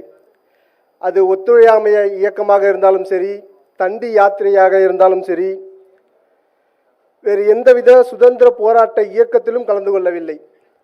ஆனால் இந்த தேசத்திற்கு எதிரான கருத்துக்கள் எப்போதெல்லாம் வந்திருக்கிறதோ, எப்போதெல்லாம் பிரிட்டிஷ் அரசாங்கம் அந்த கருத்துக்களை புகுத்தியிருக்கிறதோ, அப்போதெல்லாம் அதை கடுமையாக எதிர்த்தவர் புரட்சியாளர் அம்பேத்கர் அவர்கள். இந்த தேச மக்கள் ஒற்றுமையாக இருக்கக்கூடாது என்று சொல்லி காலம் காலமாக ஒரு கருத்து சொல்லப்பட்டு வருகிறது. இந்தியா ஒரு தேசம் அல்ல, இந்திய மக்கள் ஒரே இனத்தை சார்ந்தவர்கள் அல்ல என்று ஒரு கட்டுக்கதை பெரும்பாலாக எழுதப்பட்டிருக்கிறது. ராஜஸ்தானில் இருப்பவர்கள் கலாச்சாரம் வேறு, தமிழ்நாட்டில் இருப்பவர்களுடைய கலாச்சாரம் வேறு, அவர்கள் அணிகின்ற உடை வேறு, தமிழ்நாட்டில் அணிகின்ற உடை வேறு, அவர்கள் சாப்பிடும் உணவு வேறு, தமிழ்நாட்டில் இருப்பவர்கள் சாப்பிடக்கூடிய உணவு வேறு என்று பல்வேறு உதாரணங்களை காட்டி இது ஒரே தேசம் அல்ல என்று நம்முடைய மக்களுக்கு, இந்திய மக்களுக்கு தொடர்ந்து பாடமாக கூட இருந்து வந்திருக்கிறது. இதை முதலில் உடைத்தவர் புரட்சியாளர் அம்பேத்கர் அவர்கள். அவர் 1916 ஒரு தீசிஸ் பண்றார். அந்த தீசிஸ்ல சாதிகளின் தோற்றம் என்றுதான் அந்த தீசிஸோட பெயர். அந்த தீசிஸ்ல அவர் எழுதுறார், இது எப்படி ஒரே தேசம் தெரியுமா? நாம புவியியல் ரீதியாக என்றைக்குமே ஒன்றாக இருந்ததில்லை, நான் ஏற்றுக்கொள்கிறேன். கலைகள் ரீதியாக, இசைகள் ரீதியாக, உணவு ரீதியாக, உடைகள் ரீதியாக, நிர்வாக ரீதியாக நாம் ஒன்றாக இருந்ததில்லை. ஆனால் இந்தியா ஆன்மீகத்தின் அடிப்படையில், பண்பாட்டின் அடிப்படையில் ஒரே தேசமாக இருந்திருக்கிறது. ஆனால் இது ஒரு தேசமாகத்தான் கருதப்பட வேண்டும் என்று சொல்லி புரட்சியாளர் அம்பேத்கர் 1916 எழுதினார். அது மட்டுமல்ல, 1940 தாட்ஸ் ஆன் பாகிஸ்தான் என்கின்ற புத்தகத்தில் எழுதும்போதும் கூட இதே கருத்தை 4-5 பக்கங்களில் எழுதுகிறார், விலக்கி எழுதுகிறார். பர்மாவை உதாரணமாக காட்டுகிறார். பர்மா 1826 நம்மோடு சேர்ந்தது, 1937 நம்மிடமிருந்து பிரிக்கப்பட்டது. இதுபோல பல்வேறு உதாரணங்களை காட்டி இது ஒரே தேசமாக நிர்வாக ரீதியாக இல்லை, ஆனால் பண்பாட்டின் அடிப்படையில் இந்த தேசம் ஒரே தேசமாக இருந்தது. ஆனால் நாம் அனைவரும் பாரதியர்கள் என்று புரட்சியாளர் அம்பேத்கர் அவர்கள் குறிப்பிடுகிறார். அதே போல பிரிட்டிஷ்காரர்கள் ஒரு முயற்சி செய்தார்கள், இந்த மக்களை ஒன்றாக இருக்கக்கூடாது என்று சொல்லி ஆரியர் தனி இனம், திராவிடர் தனி இனம் என்கின்ற இன கோட்பாடை கொண்டு வந்தார்கள். இங்கிருந்த வரலாற்று ஆசிரியர்கள், இந்திய வரலாற்று ஆசிரியர்கள் உட்பட பல பேர் ஏற்றுக்கொண்டார்கள். இதில் ஆரியர் என்பவர்கள் பிராமணர்கள் என்று பல்வேறு பிரிட்டிஷ் ஆராய்ச்சியாளர்கள் எழுதியிருந்தாலும் கூட அதை பல்வேறு பிராமண எழுத்தாளர்கள் ஏற்றுக்கொண்டார்கள். உதாரணத்துக்கு திலகர் அந்த கருத்தை ஏற்றுக்கொண்டார். இங்கிருந்த சீனிவாச ஐயங்கார் தமிழ்நாட்டை சார்ந்தவர் ஏற்றுக்கொண்டார். ஆனால் ஏற்றுக்கொள்ளாத ஒருவர் என்றால் புரட்சியாளர் அம்பேத்கர் அவர்கள். இதற்காக ஒரு தனி புத்தகம் எழுதியிருக்கிறார். சூத்திரர்கள் யார், ஹூ ஆர் சூத்ராஸ் என்கின்ற புத்தகத்தை எழுதியிருக்கிறார். அந்த புத்தகத்தில் அவர் ஆரியர்கள் எங்கிருந்து வந்தார்கள் என்ற கட்டுக்கதையை நிர்மூலமாக ஆக்கியிருக்கிறார். அவர்கள் இந்த தேசத்தை சார்ந்தவர்கள், திராவிடம் என்பது தனி இனம் அல்ல, ஆரிய இனம் என்பதை ஏற்றுக்கொள்கிறார். ஆனால் அந்த ஆரிய இனத்தை 2 ஆரிய இனம் இருந்திருக்கிறது, தஸ்யூக்கள் ஆரிய இனத்திலிருந்து வந்திருக்கிறார்கள் என்று பல்வேறு உதாரணங்களை, கிட்டத்தட்ட 400 பக்கம் இந்த புத்தகம். இந்த 400 பக்கத்தில் இந்த தியரியை எந்த அளவிற்கு அவர் ஆராய்ச்சி செய்து எழுதியிருக்கிறார் என்று சொன்னால், இந்த மூக்கை ஆராய்ச்சி செய்திருக்கிறார், தலையை ஆராய்ச்சி செய்திருக்கிறார், நெற்றியை ஆய்வு செய்திருக்கிறார். இதை உடற்கூறு அளவிலும் சரி, இன ரீதியிலும் சரி, மரபு அளவிலும் சரி, எல்லாவற்றையிலும் ஆய்வு செய்து ஆரியர் என்பது வெளிநாட்டிலிருந்து படையெடுத்து இங்கு அடிமைப்படுத்தவில்லை என்று முதலில் எழுதியவர் புரட்சியாளர் அம்பேத்கர் அவர்கள். அதனால தான் அந்த கடைசியாக அவர் முடிக்கும்பொழுது, அந்த புத்தகத்தை முடிக்கும்பொழுது சொல்வார், இந்த தியரி போக வேண்டிய இடம் குப்பை தொட்டி என்று புரட்சியாளர் அம்பேத்கர் தெளிவாக சொல்கிறார். அதே போல இந்த தேசத்தில் பல்வேறு மொழிகள் பேசுகிறார்கள், அதனால் நாம தனித்தனி என்கின்ற கருத்தை கொண்டு வந்தார்கள். புரட்சியாளர் அம்பேத்கர் நமக்கு எல்லாம் ஆச்சரியமா இருக்கும். இந்த தேசத்திற்கு ஒரு மொழி வேண்டும், ஒரே மொழி வேண்டும் என்று சொன்னவர். வேற யாரும் சொல்லல அந்த மாதிரி. ஒரே மொழி வேணும் சொன்னார். அந்த ஒரே மொழி என்ன மொழி? அவர் முதல்ல சமஸ்கிருதத்தை பாராளுமன்றத்தில் பேசும்பொழுது சொன்னார், இந்த தேசம் முழுமைக்கும் அலுவல் மொழியாக ஒரு மொழி வர வேண்டும் என்று சொன்னால் அது சமஸ்கிருதம் தான் வர வேண்டும் என்று சொன்னார். அதற்கு பிற்பாடு அவர் இன்னொரு மொழியை அவர் பரிந்துரைத்தார் என்று சொன்னால் அது ஹிந்தியை தான் பரிந்துரைத்தார். ஹிந்தி தான் இந்த தேசம் முழுமைக்கும் ஒரே மொழியாக வர வேண்டும் என்று சொன்னார். அது மொழி வெறியால் அல்ல, நாற்று பற்றினால். இந்த தேசம் ஒரே தேசமாக இருக்க வேண்டும் என்று சொன்னால் ஒரு மொழி இருக்க வேண்டும் என்று சொன்னார். உண்மையிலேயே முதல்வர் அவர்கள் ஒரு கருத்தை சொன்னார், ஒரே தேசம் ஒரே மொழி சொல்பவரெல்லாம் இந்த நாட்டின் எதிரிகள் அப்படின்னு சொன்னார். புரட்சியாளர் அம்பேத்கரை குறை சொல்பவரை யாராலும் ஏற்றுக்கொள்ள முடியாது. புரட்சியாளர் அம்பேத்கர் அவர்கள் இந்த தேசத்திற்கு ஒரே மொழி இந்தி மொழி தான் வேண்டும் என்று சொன்னார். அதனால அவரெல்லாம் நம்ம எதிரியெல்லாம் பார்க்க முடியாது. அந்த மொழி அவர் சொல்லும் போது இந்த தேசத்திற்காக சொன்னார். அவர் சொல்கிறார், அந்த ஒரு இடத்துல சொல்றார் இந்த புத்தகத்துல, இந்த மொழி இல்லை என்று சொன்னால், ஒரே மொழி இல்லை என்று சொன்னால் பிராந்திய மொழிகள் ஆதிக்கம் பெற்றுவிடும். அதில் அவர் தமிழெல்லாம் குறிப்பிடுறார்.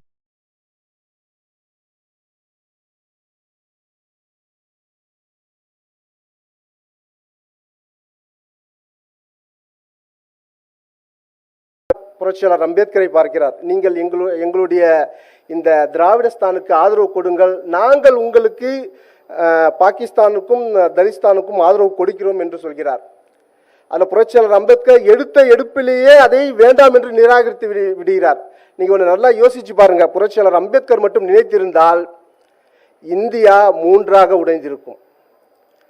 எப்படி பாகிஸ்தான் பிரிந்து போனதோ அதே போல தலிஸ்தான் பிரிந்திருக்கும். அதை யாராலும் நிறுத்தி இருக்க முடியாது. ஏன்னு சொன்னா அன்றைக்கு இருந்த வலிமை, புரட்சியாளர் அம்பேத்கருக்கு இருந்த வலிமை, இந்தியா முழுக்க இருக்கின்ற பட்டியல் சமூகத்தை சார்ந்தவர்கள் அத்தனை பேருமே புரட்சியாளர் அம்பேத்கருக்கு ஆதரவு தந்தார்கள். அன்றைக்கு இருந்த அத்தனை தலைவர்களும் புரட்சியாளர் அம்பேத்கருக்கு ஆதரவு தந்தார்கள். ஆனால் புரட்சியாளர் அம்பேத்கர் அவர்கள் தலிஸ்தான் என்கின்ற வார்த்தையை கூட பயன்படுத்தவில்லை. அதை என்றைக்குமே ஏற்றுக்கொள்ளவில்லை. ஜின்னாவர் ஈவேரா அவர்களுக்கு ஆதரவு தந்தார். நாங்கள் திராவிடஸ்தானுக்கு ஆதரவு தருகிறோம் என்று சொன்னார். சொன்னதோடு சரி.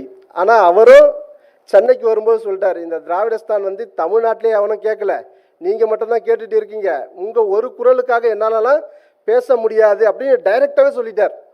ஏனென்றால் அன்றைக்கு கேட்டுக்கொண்டிருந்த இன்னைக்கு ஆராசா பேசுறோம் இல்லையா, நாங்க பெரியார் வழிக்கு எங்களை அனுப்பிடாதீங்க அப்படின்னு சொல்லி, நீங்க என்னதான் பெரியார் வழிக்கு போனாலும் சரி, யாருமே அவங்க கட்சியிலே ஏற்றுக்கல. முதல்ல இந்த திராவிட இயக்கத்தில் இருந்த மற்ற லீடர்ஸ், மற்ற தலைவர்கள், அது கியாப்பை விஸ்வநாதாக இருந்தாலும் சரி, WP சவுந்தரபாண்டியனாக இருந்தாலும் சரி, யாருமே அதற்கு ஏற்றுக்கொள்ளவே இல்லை. ஒரு ஆளாக கத்திக்கிட்டு இருந்தாங்க, அவ்வளோதான் அது.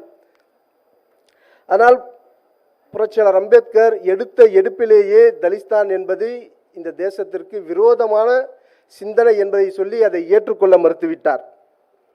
புரட்சியாளர் அம்பேத்கர் எந்த அளவுக்கு இந்த தேசத்தின் மீது பற்று வைத்திருந்தார் என்று சொன்னால், இராணுவத்தில் இஸ்லாமியர்களை சேர்க்காதீர்கள் அப்படின்னு சொன்ன ஒரு பெரிய ஆண்மையுள்ள ஒரு ஆளவர்.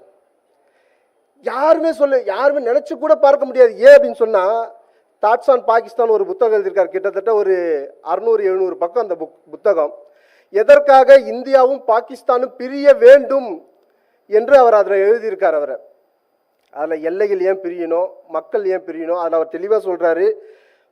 பாகிஸ்தான் பிரியும் பொழுது இங்கிருக்கிற அத்தனை முஸ்லிம்களையும் அத்தனை இஸ்லாமியர்களையும் நீங்கள் பாகிஸ்தானுக்கு அனுப்பிவிடுங்கள், அங்கிருக்கிற அத்தனை இந்துக்களையும் நீங்கள் இந்தியாவிற்கு கொண்டு வந்து விடுங்கள் என்று சொல்கிறார்.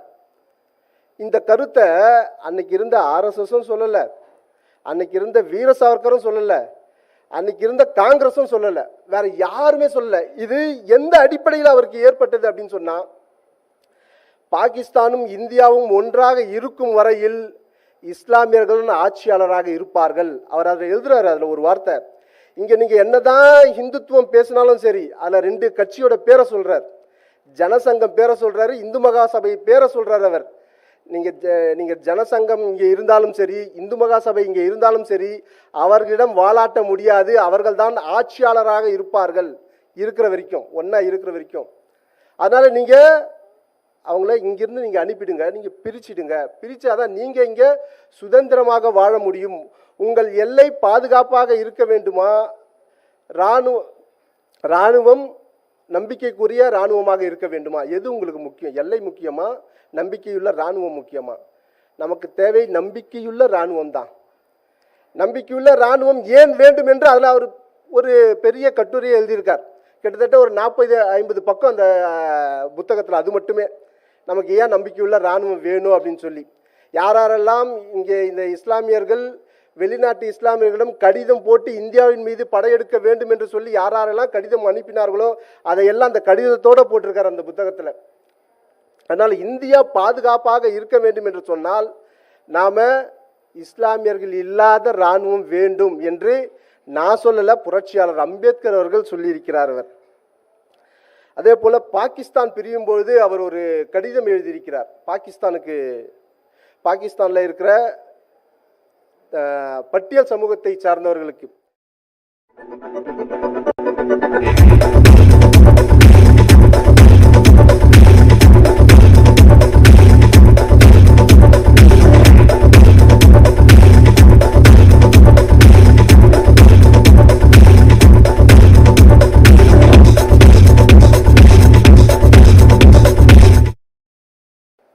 ஜாதி இந்துக்கள் மத்தியில் நாம சண்டை போட்டு இருக்கோம். ஆனாலும் கூட நாம இங்கே தான் பாதுகாப்பாக இருக்க முடியும், இந்தியாவில் தான் பாதுகாப்பாக இருக்க முடியும், பாகிஸ்தானில் நீங்கள் பாதுகாப்பாக இருக்க முடியாது என்று சொல்லி ஒரு கடிதம் எழுதுகிறார். அது மட்டும் இல்லை, அங்க இருக்கிற மக்களை காப்பாற்றுவதற்காக மகர் ரெஜிமெண்ட் அப்படின்னு ஒன்று உருவாக்கி அங்க அனுப்புறார். அவங்க பல லட்சம் மக்களை, பட்டியல் சமூகத்தை சார்ந்தவர்கள் மற்ற எல்லோருமே இங்க இந்தியாவிற்கு அவர்கள் கொண்டு வருகிறார்கள். அதே போல கோவா 1955 மிகப்பெரிய சத்தியாகிரகம் போராட்டம் நடைபெற்றது. கோவா நம்ம கூட இணையணும் அப்படின்னு சொல்லி. அதுல அந்த சத்தியாகிரகத்தில் நிறைய பேர் இறந்து போனாங்க. அப்போ புரட்சியாளர் அம்பேத்கர் ஒரு அறிக்கை வெளியிடுறார். கோவா இந்தியாவுடன் தான் இணைய வேண்டும், போர்த்துகீசியர்கள் அங்கிருந்து வெளியேறிவிட வேண்டும் என்று சொல்லி அவர் 3 வழி சொல்றார். இந்த சத்தியாகிரகம்லாம் நம்மளுக்கு செட் ஆகாதுங்க இந்தியாவிற்கு. 3 விஷயம் நான் சொல்றேன். நான் ஒன்று, விலைக்கு வாங்கணும், அதை போர்த்துகீசியர்கிட்ட இருந்து விலைக்கு வாங்கணும். இல்லையா குத்தகை எடுங்க, இல்லையா ஆயுதம் மூலமாவது அதை நம்ம கூட இணைச்சிடுங்க. இந்த 2 வேலைக்கு ஆகாது. அவரே சொல்ற 2 வேலைக்கு ஆகாது. விலைக்கு வாங்குறது குத்தகை நிரந்தர தீர்வு அல்ல அது. ஆனா இந்த ஆயுத போராட்டம் இருக்கு இல்லையா, அது மூலியமாவது நம்ம கூட இணைஞ்சிடணும் அது அப்படின்னு சொல்லி அந்த கோவாவை நம்மளோட இணைப்பதற்கு முழு ஆதரவு கொடுத்தவர் புரட்சியாளர் அம்பேத்கர் அவர்கள். அதே போல ஹைதராபாத் இணையாம இருந்தது. பல்வேறு பிரச்சனைகள் அங்க இருந்தது. அந்த ரசாக்கர்கள் என்ற இஸ்லாமியர்கள் பட்டியல் சமூகத்தை சார்ந்தவர்கள் அங்க படுகொலை செய்யறாங்க, எல்லா இந்துக்களையும் படுகொலை செய்யறாங்க. அங்க பெரிய பிரச்சனையாவது. ஒரு காலகட்டத்தில் அங்க பட்டியல் சமூகத்தை சார்ந்தவர்கள் மிரட்டி தங்களுக்கு ஆதரவாக இருக்க வேண்டும் என்று சொல்லி அந்த ஹைதராபாத் நிஜாம் ரொம்ப ப்ரெஷர் பண்றார். அப்போ புரட்சியாளர் அம்பேத்கருக்கு இந்த விஷயம் தெரிஞ்ச உடனே அவர் ஒரு அறிக்கை வெளியிடுறார். ஒரு காலம் பட்டியல் சமூகத்தை சார்ந்தவர்கள் ஹைதராபாத் நிஜாமுக்கு ஆதரவு அளிக்க கூடாது. இந்தியாவுடன் சேர மறுக்கும் ஹைதராபாத் நிஜாமிற்கு நாம் எதிர்ப்பு தெரிவிக்க வேண்டும். ஹைதராபாத் என்பது இந்தியாவுடன் தான் இருக்க வேண்டுமே தவிர அது தனியாக இயங்க அனுமதிக்க கூடாது அல்லது பாகிஸ்தானுடன் சேர அனுமதிக்க கூடாது. அதனால் அங்கிருக்கின்ற பட்டியல் சமூக மக்கள் நீங்கள் அவரை எதிர்த்து நீங்கள் போராட வேண்டும். ஒரு காலம் நம்முடைய சமுதாயத்திற்கு அவருக்கு ஆதரவு அளித்ததாக வரலாறு எழுதிவிடக் கூடாது. அது நமக்கு மிகப்பெரிய அவமானம் என்று புரட்சியாளர் அம்பேத்கர் அவர்கள் ஒரு அறிக்கை வெளியிட்டிருக்கார். அந்த அளவிற்கு எப்படி அவர்கள் பட்டேல் அவர்கள் எல்லா மாநிலத்தையும் சேர்ப்பதற்கு பாடுபட்டாரோ அதே போல தன்னுடைய சமுதாயத்தை சேர்ந்தவர்களும் அந்தந்த மாநிலம் இணைவதற்கு தன்னுடைய கருத்துக்களை தன்னுடைய ஆதரவை புரட்சியாளர் அம்பேத்கர் தொடர்ந்து வழங்கி வந்தார். அதே போல இந்த தேசத்திற்கு எதிரான கருத்துக்களை எதிர்ப்பதில் அவர் முன்னணியில் இருந்தார். அதில் ஒன்று கம்யூனிசம். இந்த கம்யூனிசத்தை பற்றி மற்றவர்கள் பேசியதை விட புரட்சியாளர் அம்பேத்கர் அவ்வளவு பேசியிருக்கார். எதிர்ப்பா பேசியிருக்கார், ஆதரவா இல்லை, எதிர்ப்பா பேசியிருக்கார். எந்த அளவுக்கு எதிர்ப்பா பேசியிருக்கார் அப்படின்னு சொன்னா, கம்யூனிசம் என்பது நான் எந்த அளவிற்கு ஏதாவது ஒரு அமைப்பிற்கு நான் எதிரியாக இருக்கிறேன் என்று சொன்னால், நான் ஏதாவது ஒரு தத்துவத்திற்கு எதிராக இருக்கிறேன் என்று சொன்னால் அது கம்யூனிசத்திற்கு மட்டும்தான். நான் கம்யூனிஸ்டுகளின் பரம எதிரி. அவருடைய வார்த்தை அது, பரம எதிரி. ஏன் என்று சொன்னால் கம்யூனிசம் என்பது வன்முறையை அடிப்படையாக கொண்டது. அது எந்த நாடையும் உருப்பட்டதாக சரித்திரமே இல்லை. அது எங்கெங்கெல்லாம் நுழைந்திருக்கிறதோ அந்த நாடெல்லாம் அழிந்திருக்கிறது. அங்கு மக்கள் சுகமாக வாழவில்லை. அதனால் இந்த தேசத்திற்கு கம்யூனிசம் என்பது ஒரு நாளும் அது சரிப்பட்டு வராது. அதனால் அதை நாம் ஏற்றுக்கொள்ளக்கூடாது. அது வன்முறையை அடிப்படையாக கொண்டது என்று புரட்சியாளர் அம்பேத்கர் சொல்றார். அதே போல அவர் இரண்டு நாடுகளை எப்பவுமே நம்பல. ஒன்று ரஷ்யா, ரெண்டாவது சீனா. சீனாவை பற்றி 1955 அவர் சொல்றார். நீங்க நேருக்கு சொல்றார் அவரு, நீங்க சீனாவை ரொம்ப நம்புறீங்க, நீங்க சீனா ஒரு நாள் நம் மீது படையெடுக்கும், ஆனால் நீங்க உஷாரா இருங்க அப்படின்னு சொல்றார். அதுதான் நடந்தது. 1962 சீனா நடந்தது. அவர் 1955 இன்னொரு விஷயம் சொல்லியிருக்கார். ஒரு பக்கம் பாகிஸ்தான் நம்மை நெருங்கி கொண்டிருக்கிறது, இன்னொரு பக்கம் இஸ்லாமிய நாடுகள் நம்மை சுற்றி வளர்ந்து கொண்டிருக்கிறது. இது நான் சொல்லல, அப்ப சொல்றாரு 1955. ஒரு பக்கம் பாகிஸ்தான் நம்மை நெருங்கி கொண்டிருக்கிறது, இன்னொரு பக்கம் இஸ்லாமிய நாடுகள் நம்மை நெருங்கி கொண்டிருக்கிறது, இன்னொரு பக்கம் சீனா லாசாவை கைப்பற்றி கொண்டிருக்கிறது, இன்னொரு பக்கம் சீனாவை நம் எல்லை வரை வரவிடுவதற்கு நேரு ஏற்றுக்கொண்டு விட்டார். இது மிக பெரிய ஆபத்து. இன்றைக்கு இல்லாவிட்டாலும் ஒரு நாளைக்கு இந்தியா ஆக்கிரமிப்புக்கு உள்ளாகும். யார் ஆக்கிரமிப்பு செய்வார்கள்? ஆக்கிரமிப்பை தொழிலாக கொண்டவர்கள் ஆக்கிரமிப்பை செய்வார்கள் என்று சொல்லி புரட்சியாளர் அம்பேத்கர் அன்னைக்கு எச்சரிக்கை விடுறார். அதே போல இந்த 370வது பிரிவு எல்லோருக்குமே தெரியும். அது புரட்சியாளர் அம்பேத்கர் சட்ட அமைச்சராக இருந்தபோது அவர் எழுதலாது. கோபாலசாமி ஐயங்கார் என்பவர் தான் அது முழுக்க நேரு சொல்லி அவர் எழுதுறாரு. எழுதிட்டு புரட்சியாளர் அம்பேத்கர் கிட்ட அதை சொல்றாங்க. புரட்சியாளர் அம்பேத்கர் அந்த சட்டத்தை, அந்த பிரிவை கடைசி வரை ஏற்றுக்கொள்ளவில்லை. ஷேக் அப்துல்லா அவர்கிட்ட பேசும்பொழுது, உங்கள் எல்லைகளை நாங்கள் பாதுகாக்கணும், உங்களை நாங்கள் பாதுகாக்கணும், உங்களுக்கு உணவு தரணும், எல்லாமே நாங்கள் செய்யணும், ஆனால் நீங்கள் இந்தியாவை நம்ப மாட்டீங்க, எல்லா பவரும் மற்ற மாநிலத்திற்கு இல்லாத பவர் உங்களுக்கு தரணும், இதை என்னால் ஒரு காலம் ஏற்றுக்கொள்ள முடியாது என்று சொல்கிறார். இன்னொரு இடத்துல அவர் சொல்லும்போது, நாம் இவ்வளவு செலவு பண்ணுறோம், இந்தியர்கள் காஷ்மீரின் எல்லைக்காக நம்ம பல கோடி ரூபாய் நாம் செலவு செய்கிறோம், இந்தியாவுடன் இணைவதற்கு நீங்கள் தயாரா என்பதை கேட்பதற்கு இந்தியாவிற்கு தகுதி இருக்கிறது என்று புரட்சியாளர் அம்பேத்கர் சொல்றார். அதே போல மதமாற்றம், புரட்சியாளர் அம்பேத்கரை நாம் விமர்சிக்கின்ற இடம் அதுதான். புரட்சியாளர் அம்பேத்கர் இந்து மதத்தை கடுமையாக விமர்சனம் செய்துவிட்டார், இந்த நாட்டிற்கு துரோகம் செய்து விட்டார், அவர் அப்படி போயிருக்கக்கூடாது, பேசியிருக்கக்கூடாது என்று சொல்லி நம்முடைய இந்துத்துவத்தில் நம்ம பல வழிபாடுகள் இருக்கிறது, பல தத்துவங்கள் இருக்கிறது. அதில் ஒரு தத்துவம் தான் பௌத்தம்.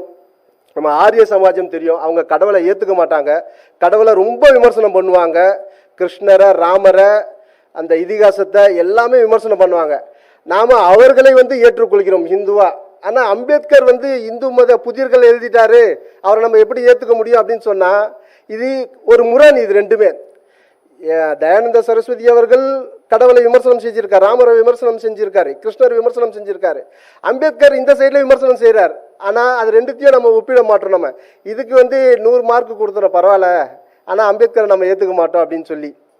ஆனால் அம்பேத்கர் மதம் மாறும்போது 22 பொன்மொழிகளை சொன்னார். அதில் முதல் வார்த்தை வந்து நான் விநாயகரை ஏற்றுக்கொள்ள மாட்டேன், 2வது நான் சிவனை ஏற்றுக்கொள்ள மாட்டேன், 3வது நான் விஷ்ணுவை ஏற்றுக்கொள்ள மாட்டேன் அப்படின்னு ஒரு 4 லைன் வரும். அதுக்கப்புறம் நான் வந்து புத்தரை ஏற்றுக்கொள்வேன் அப்படிலாம் வரும். அதை சொல்லி தான் அந்த பௌத்த மத மாற்றத்தை ஏற்றுக்கொள்கிறார் 1956 அக்டோபர் 14. இது நீங்கள் நல்லா கவனிச்சிங்க அப்படின்னு சொன்னால் அந்த 22லுமே நான் வேதத்தை ஏற்றுக்கொள்ள மாட்டேன், நான் உபநிஷத்தை ஏற்றுக்கொள்ள மாட்டேன்னு எங்கேயுமே சொல்லியிருக்க மாட்டார் அம்பேத்கர். ஏன் அப்படின்னு சொன்னால் அதோட முக்கியத்துவத்தை உணர்ந்தவர். இந்துக்களுக்கு கடவுள் இல்லை என்றாலும் அவர்கள் இந்துக்கள், ஆனால் வேதங்களும் உபநிஷத்துகளும் இல்லை என்று சொன்னால் அவங்களை இந்துக்களை நம்ம ஏற்றுக்க மாட்டோம். நாம அந்த விஷயத்தில் அவர் தெளிவாக இருந்தார். இந்து மத புதிர்கள் கடுமையாக இந்து மதத்தை விமர்சனம் செய்கின்ற புத்தகம் அது.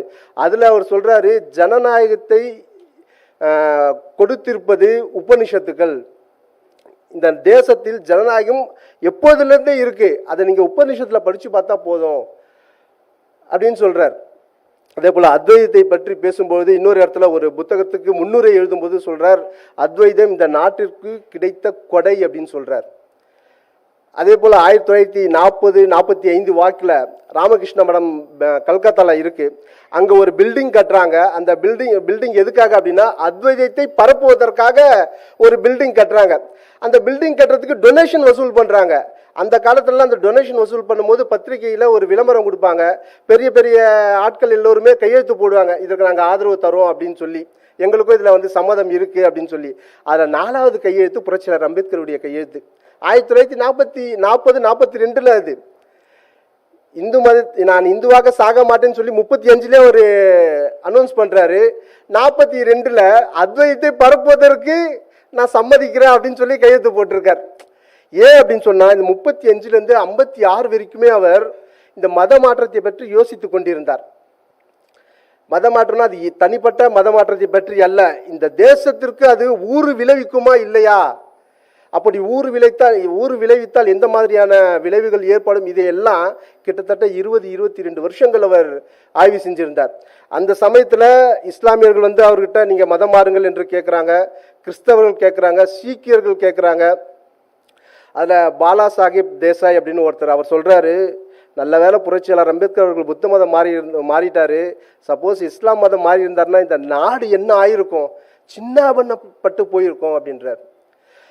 அவர் 35 வந்து நான் மதம் மாற போறேன்னு சொல்லும்போது ஹைதராபாத் நிஜாம் வந்து அவர்கிட்ட கேட்கிறார், நீங்க இஸ்லாமா மாறுங்க, உங்களுக்கு 6 கோடி ரூபாய் ஒரு கல்லூரி தருகிறேன், 6 கோடி ரூபாய் மற்றும் கல்லூரி தருகிறேன் என்று சொன்னார். ஏன் அந்த கல்லூரி தரேன்னு சொன்னார்னா, புரட்சியாளர் அம்பேத்கர் அப்போ கல்லூரி கட்டுவதற்கு நிதி கேட்டுட்டு இருந்தார் எல்லார்கிட்டையுமே.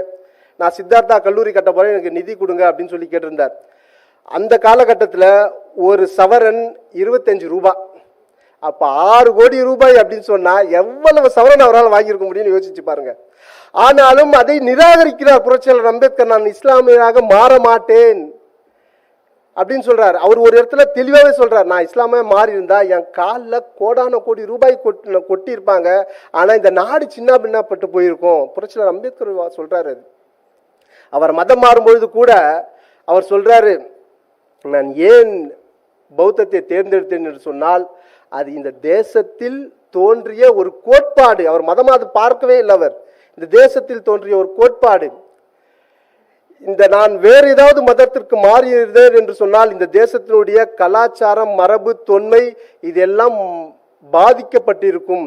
அதனால் இந்த தேசத்தில் தோன்றிய பௌத்தத்தை நான் தேர்ந்தெடுத்ததன் மூலமாக இந்த தேசத்திற்கு மிக பெரிய நன்மை செய்திருக்கிறேன் என்று புரட்சியாளர் அம்பேத்கர் அவர்கள் சொல்கிறார். கடைசியாக அவர் பாராளுமன்றத்தில் பேசும்பொழுது 1949 நவம்பர் 26 பேசும்போது ஒன்று சொல்றார். அவர் இந்த தேசம் மற்றவங்க படையெடுத்து வந்ததுனால தோல்வியுறல, பல தடவை நம்ம அடிமைப்பட்டிருக்கோம், ஆனால் அது அவங்க காரணம் இல்லை, நாம தான் காரணம்.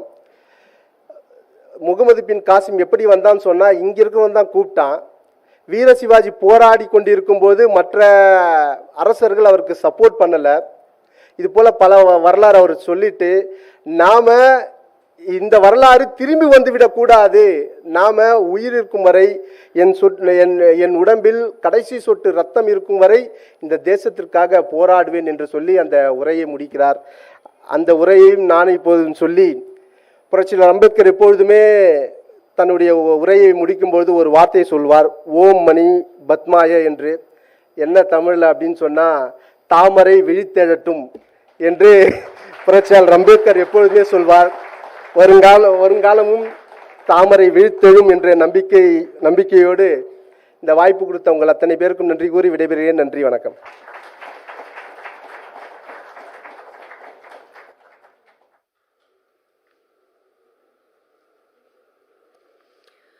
Our next speaker is Dr. Jayanti Ravi, the current secretary of Auroville Foundation. Dr. Ravi is a thinker and a widely traveled development practitioner. She holds a master's degree in nuclear physics from the University of Madras, an MPA from Harvard University, and a PhD specializing in technology-enhanced education. She has authored numerous books, case studies, and articles, also featured in international journals. She is a visiting faculty at Harvard University. Dr. Jayanti Ravi will now speak on Auroville, India's divine gift to the world.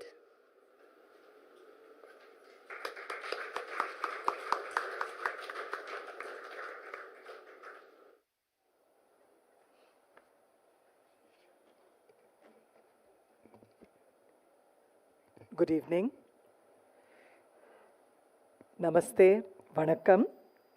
It's been a little long session, but I do hope there's a bit of a different topic. We're planning to take you to a different world, something very special, very different, and I hope it earns your attention and your indulgence.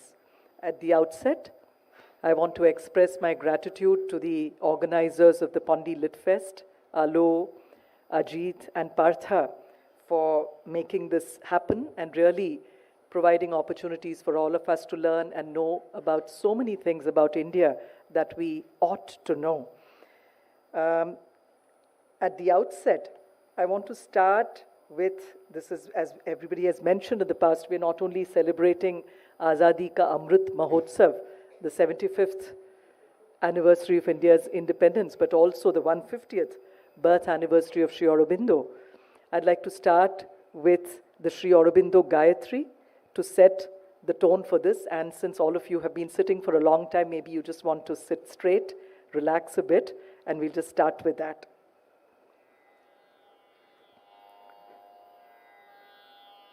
Om.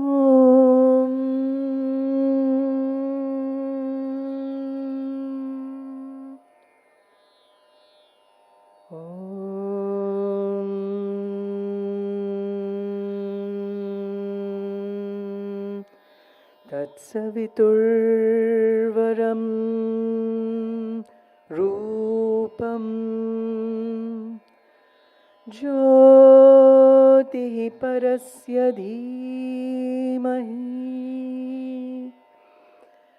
Yannah Satyena Deepayet Satyena Deepayet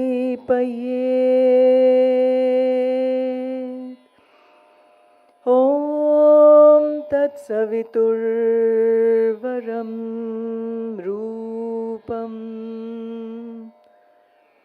Jyotihi Parasya Dhimahi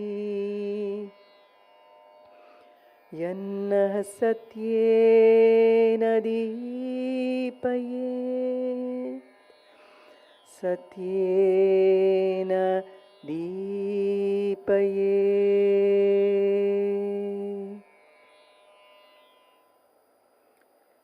Nearly 54 years ago, not very far away from now in time, on the 28th of February, and not very far from here, as Auroville was getting founded, the foundation ceremony was happening.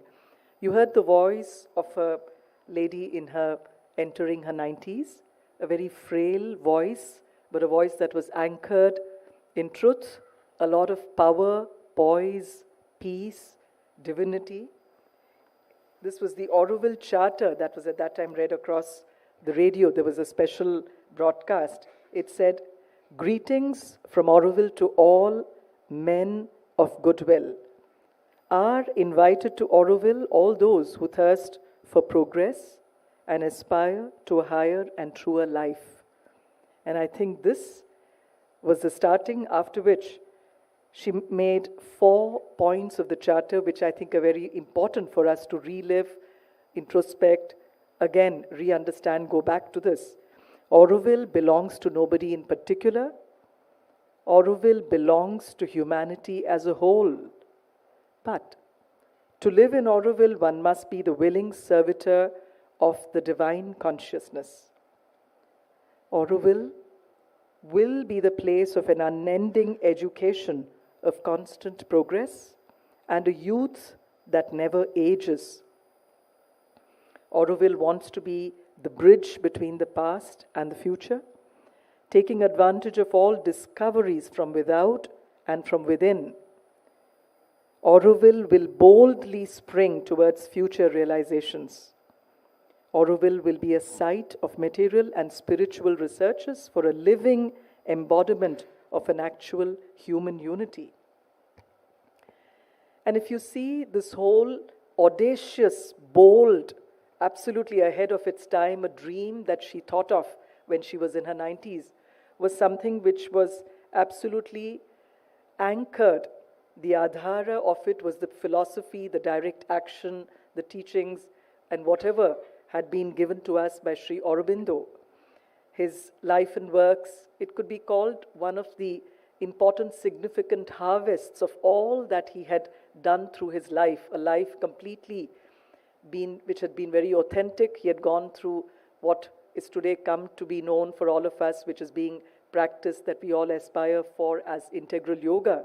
There were so many facets, so many phases of his life, and how he also came to write about the secret of the Vedas. They were discovered, and there was a lot of misinterpretation of the Indian way of life earlier, where you thought spiritual asceticism meant you had to give up, renounce what was there and run away. The point that was made about actually giving up money, giving up wealth, giving up abundance, prosperity, and all that went. But he actually very boldly reaffirmed the need to bring that back center stage and actually have a life which is integral, abundant, beautiful, aesthetically nice, and yet completely anchored, deeply rooted in a very high raised level of consciousness, a sensitivity, a new attitude to life, about endurance, and enduring attitude of loving everybody, having that special unity.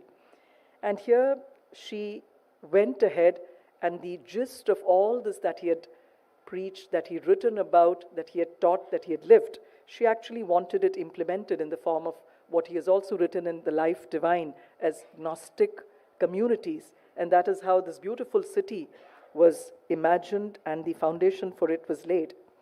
And at the same time, I've got this piece of document here to show this was not something that was by any stretch of imagination vague, abstract, or something which was absolutely equivocal, ambiguous. This was the document that Mother had back then presented to the Ford Foundation for getting an approval of the project. It'll surprise you that she had gone into all the micro details of how many people did she want living there, not only for the city as a whole, but in every location. What would be the age groups? What would be the demographic profiles? What kind of activities would happen? What is the land use? How would the city, brick by brick, what is the shape? What is the kind of passages? What would be the features of the city, the buildings, all of it, the roads, the radial roads, the center of it, and so on. And I think all this clearly shows that this is something that was not just inspired from a level of mental, intellectual level, all of it, but something far more. deeper than that. She also goes on to talk about the fact of unity. And when we used to hear of unity, it would often make me wonder what exactly was the definition, because a lot of times when there is churning, when there's a lot of discussion, debate, you start wondering as to what is the definition of this word unity. And there's a very interesting point that Mother makes. The symbol of Auroville, she draws a circle, and at the center of it, there's a dot, and she goes on to say that this dot represents unity, and there's a pause. It's not just merely unity of one human being united with another, but she emphasizes that this represents the supreme, and the unity that we feel across two beings has to be also connected, endorsed, and anchored in that unity with the divine, which is the basis of Indian thought, the Vedic system as well, where we talk of ideas like Ishavasyam idam sarvam, the fact that all this is permeated by the Brahman. The other thing that strikes me very, very strongly in this whole thing is the fact that when she gave this, she did not give this design of a city. It was not something left open for people to design, for people to figure out. As children, I'm sure we've all played with this thing of jigsaw puzzles. We've been given a puzzle, and a lot of times we've really struggled sometimes for hours, days on end to try and put it all together. And the joy, the sense of being able to achieve something really fills us with a great deal of happiness that we've been able to do it. In a similar vein, she actually didn't leave it to people to tomorrow discover, design, and come up with something new, but she actually gave the design of a city, meticulously working on it.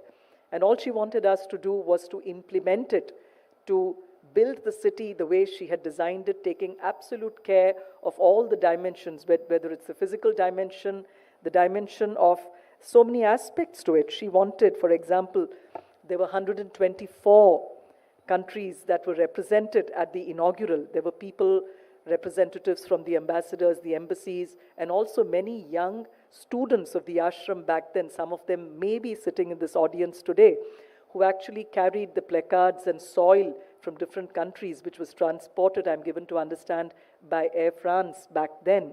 But all this was actually brought there and put there in a special urn.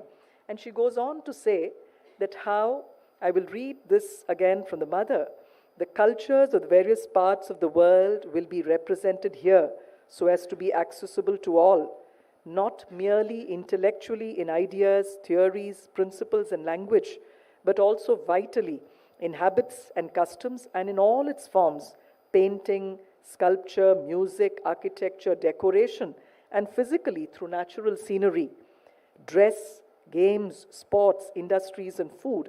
So this is something that she had imagined. She wanted to see a vibrant, pulsating city, but where you would have a synthesis of all these countries of the world, where there was mutuality, respect, love for all, and yet their individual identities would be respected, would be absolutely preserved. And in this, the whole human dimension also becomes very important. She did also speak of the fact that in this entire endeavor, it would really help people come together. And she also says, what are the conditions to be here? She says, it is not for comfort and satisfaction of desires that one comes to Auroville. It is for the growth of consciousness and consecration to the truths that has to be realized. Unselfishness is the first need to participate in the creation of Auroville. So these were the kind of ideas that she gave, and not just left it at the plane of ideation, but actually carried it to the plane of implementation, and she gave it a very, very glorious, beautiful start. It's also believed that when the architect back then, Roger Anger, who was specially selected, and she never compromised for mediocrity, she got some of the best people to come and work for her. When she asked him that she wanted the city to be built in 5 years, Roger protested and said, Mother, that would be difficult. She made a bit of a compromise and said perhaps 10 years and not more than that. And today, so that is a question. We are at a point of inflection today. In 1978, going by that calculation, if 1968 was the day, February 28th, when the foundation stone was laid, 10 years from there, But now, where are we today? So it is absolutely time for us to see this dream of hers, and as we read, and as she mentioned, proclaimed in the Charter, to live in Auroville, one ought to be a willing servitor of divine consciousness. So this is something that she had given to us, not for us to make all these suffocating arguments about the pros and cons and why not, and all kinds of mental reasons and arguments about it, but to actually go ahead and implement it. In fact, there's so many beautiful things that she said, but I think in the paucity of time, I would like to go straight also to the trajectory so far. I think with complete respect to what has happened, we also acknowledge the fact that there have been some incredible, amazing work in many dimensions too that has happened in Auroville, to name a few. We've had some of the best poets of this part of the country there. We have Meenakshi ji, who's a poetess in Tamil. We've had Shraddhavan, who recently left us. She was someone who wrote beautiful poetry. Art, we have people like Pierre Legrand. Dance, we have our own Devasmita, product of the ashram, who's there. Pottery, we have people like Angad, Voda, who are into amazing work there. Music, Swaram and Aurelio are world-renowned, not just music, but research, the skilling, livelihood that they're giving. Architecture, again, we have the likes of Helmut, Satprem, and of course, Roger Ange, many of the buildings that he's built. There's so much of discipline in it, freedom in it, beauty, aesthetics, all this woven together. And also people. We have a film this year on the 150th anniversary coming, which is based on a book, a tiny book, which I've tremendously enjoyed reading, by Rod Lohman, called Enian Lemurian. So these are all the various facets.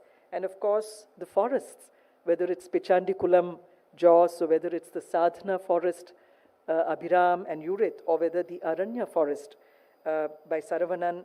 And of course, solar energy, the contribution of people like Twan, who have spent so much of time doing so much of work, not just for Auroville, but actually propagating these ideas, these ways of living, these ways of making environmentally sustainable towns and cities across.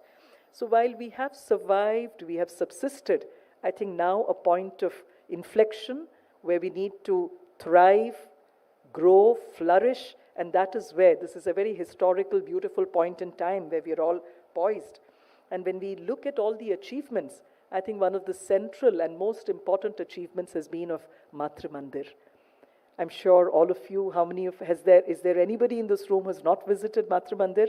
I would strongly request that you do come and urge you to come and see it. This is, of course, a beautiful architectural wonder, but I think the entire place, it's the center of a city, and again, it really instills that sense of peace, calm, and does something in terms of automatically raising our consciousness. But having said that, Auroville was meant to be a kind of crucible, a representation, a microcosm of all that is found in the world. So we also find it sometimes replicates a museum of all that human nature can present, all the conflicts, all the fights, all the arguments, the problems, but also the solutions, the possibilities, the wideness, the narrowness, pettiness. You see all of this nicely, beautifully rolled in together. And that's where there's a school of thought which is deeply inspired by what Sri Aurobindo said in his 5 dreams. And maybe, I'm sure we all realize when he talks of the 5th dream, that if we are able to crack this problem and actually solve this by raising our consciousness and addressing all of these, what happens in Auroville will perhaps be a key and transform the course of events across the world. And in a way, we see this cause and effect, the causality, also reflected, because a lot of times when you see a lot of perturbation, a lot of things happening in the world, we see something happening in Auroville either as a cause or sometimes also as the effect of it. And in that sense, this experiment, which is indeed India's divine gift to the world, I don't think anywhere on planet Earth we have such a magnanimous gift by the country where free land is provided for a very, very, very special divine purpose, embracing people from all over the world, giving them exemption from income tax, providing liberal grants, visas for 5 years, and absolutely this was perhaps the first in India, the startup ecosystem. no permissions, no rules, but if you had a passionate idea, you could go ahead and start an industry. And we've had more than 700 units and activities today, many of which are doing phenomenally well, ranging from some of the top-class confectionery products that you would find anywhere in Europe, whether it's the pizzerias, whether it's chocolates, bread of Auroville, biscuits, cheese, and so on, to spirulina, garments, to incense, and a host of other products which Auroville has really come to be very, very famous for across India and the world. Now, the third aspect, I wouldn't really call it an aspect, but I think I would call this the matrix, the substratum, the medium, the context in which Auroville is anchored. And that's the divine aspect. A few days back, I was speaking to our governing board member, Aurobindo, and he was sharing about this whole, we talk of biodiversity, but similarly, this idea that Lokesh Chandraji spoke about theodiversity, I think what was beautiful is that this is not a city or an institution in any way which is stuck to any particular religious ideology or dogma. It's absolutely wide, and I think that is the foundation and pillar of Sanatana Dharma. If you read the Uttarpara speech of Sri Aurobindo, he talks about the Sanatana Dharma, the fact that it is absolutely embracing and allows for all kinds of experimentation, all kinds of faiths, beliefs to also coexist and yet not be in any way threatened by it, or it doesn't have to feel apologetic about it. And so, when we look at this, we also find, was this just a random choice, this particular location, very close to Pondicherry, or was there something of chance, or was there something more? And when we look at the mythological significance, there is an incident, there is a legend which has been inscribed in one of the temples very close to Auroville at the village called Irumbai. There's a Mahakaleshwar temple which was apparently built by the same gentleman who set up the Mahakaleshwar temple at Ujjain. And over there, it is inscribed that there was a certain curse. There's a certain legend of Auroville which is inscribed there as well, the story. But then interestingly, it says there was a curse by a certain Siddha, a very, very evolved Siddha who was actually practicing penance there. But he goes on to say that I can't take back this curse. But several thousands of years later, hundreds of years later, you'll have people from all over the world coming here. It'll be a place of great beauty, abundance, prosperity, success on the material and the spiritual front. And that is where you find that similarly, there are a few people known to me who, along with one of our former chairmen of Auroville Foundation, Professor Kirit Joshi, they went to some of these scholars of the Brihu Samhita who actually pull out the kind of manuscripts relating to a place. And apparently the place that is physically, which is where Auroville is located, there is a description of it as Padmapuri. And actually, if you look at the design of the city, which is also, you call it a galaxy, but it's also like a lotus, Padma, with a twirl, Padmapuri. And again, the lotus also symbolizes so many qualities, the fact that it represents the avatar, the symbol that Sri Aurobindo stood for. And similarly, the evolutionary thrust that Sri Aurobindo spoke of in his 5 dreams, the fact that he spoke of a united and free India, a resurgent Asia, and he speaks of India's spiritual gift to the world. And then, of course, of a brighter, nobler, greater world. And finally, this whole evolution of the new species. I mean, at a point of time, this whole Darwinian theory, but he goes beyond that to say that this is not it. But we do have the Ati Manas, which Annamalai also read out as the Honorable Prime Minister's address during the high-level committee meeting. And in that context, you find that whenever there's an evolutionary thrust, it's almost like a baby teething. There is a lot of pain, the teething trouble, as we say, or if there is a new birth that is happening, not just the birth of a new member of the same species, but if there's a birth of a new species, there would be an evolutionary pain, struggle for the new species to evolve. And I think that, too, may be the reason why it does have its share of, churning, struggles, provocation, all of that happens within it for something new to get created. And we are indeed at that point of inflection where we want to go to the next level in terms of manifesting the city so that all of these visions, these dreams that were there can start happening, and we can have people actually, the sadhaks from all over the world who want to practice this life, be there. And here again, when we talk of the kind of synthesis that Sri Aurobindo spoke of and the divine dimension, which was not in any respect narrow, limited, restricted, it was absolutely wide. And you see there's a synthesis of the East and West, material, spiritual. We see science and spirituality coming together, the old and new, past, future. And we also see there's a connection with the cosmos, because if you see all his works, the future poetry, Savitri, that he wrote of, it was about us being connected with the big divine, the universe out there. So it's also about the straddling the infinite and the infinitesimal, because we are also dealing with human psychology, consciousness. How is it that these human problems can be dealt with? And in this context, also, why is it that India was chosen? Mother says in her writings, from the spiritual point of view, India is the foremost country in the world. This is way back. And today, there are so many parameters, indicators that go to very, very clearly, overwhelmingly articulate the fact that India is emerging, definitely as a world leader. Her mission is to set the example of spirituality.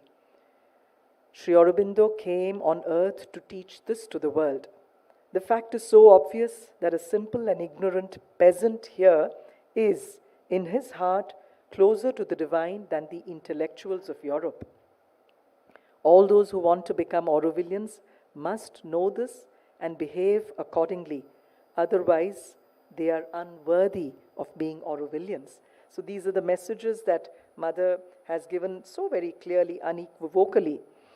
And in this, if we further went on to the kind of communities, experiments that have happened all over the world, you've had the kibbutz in Israel, many such experiments where you've had communes, communities, etc. trying.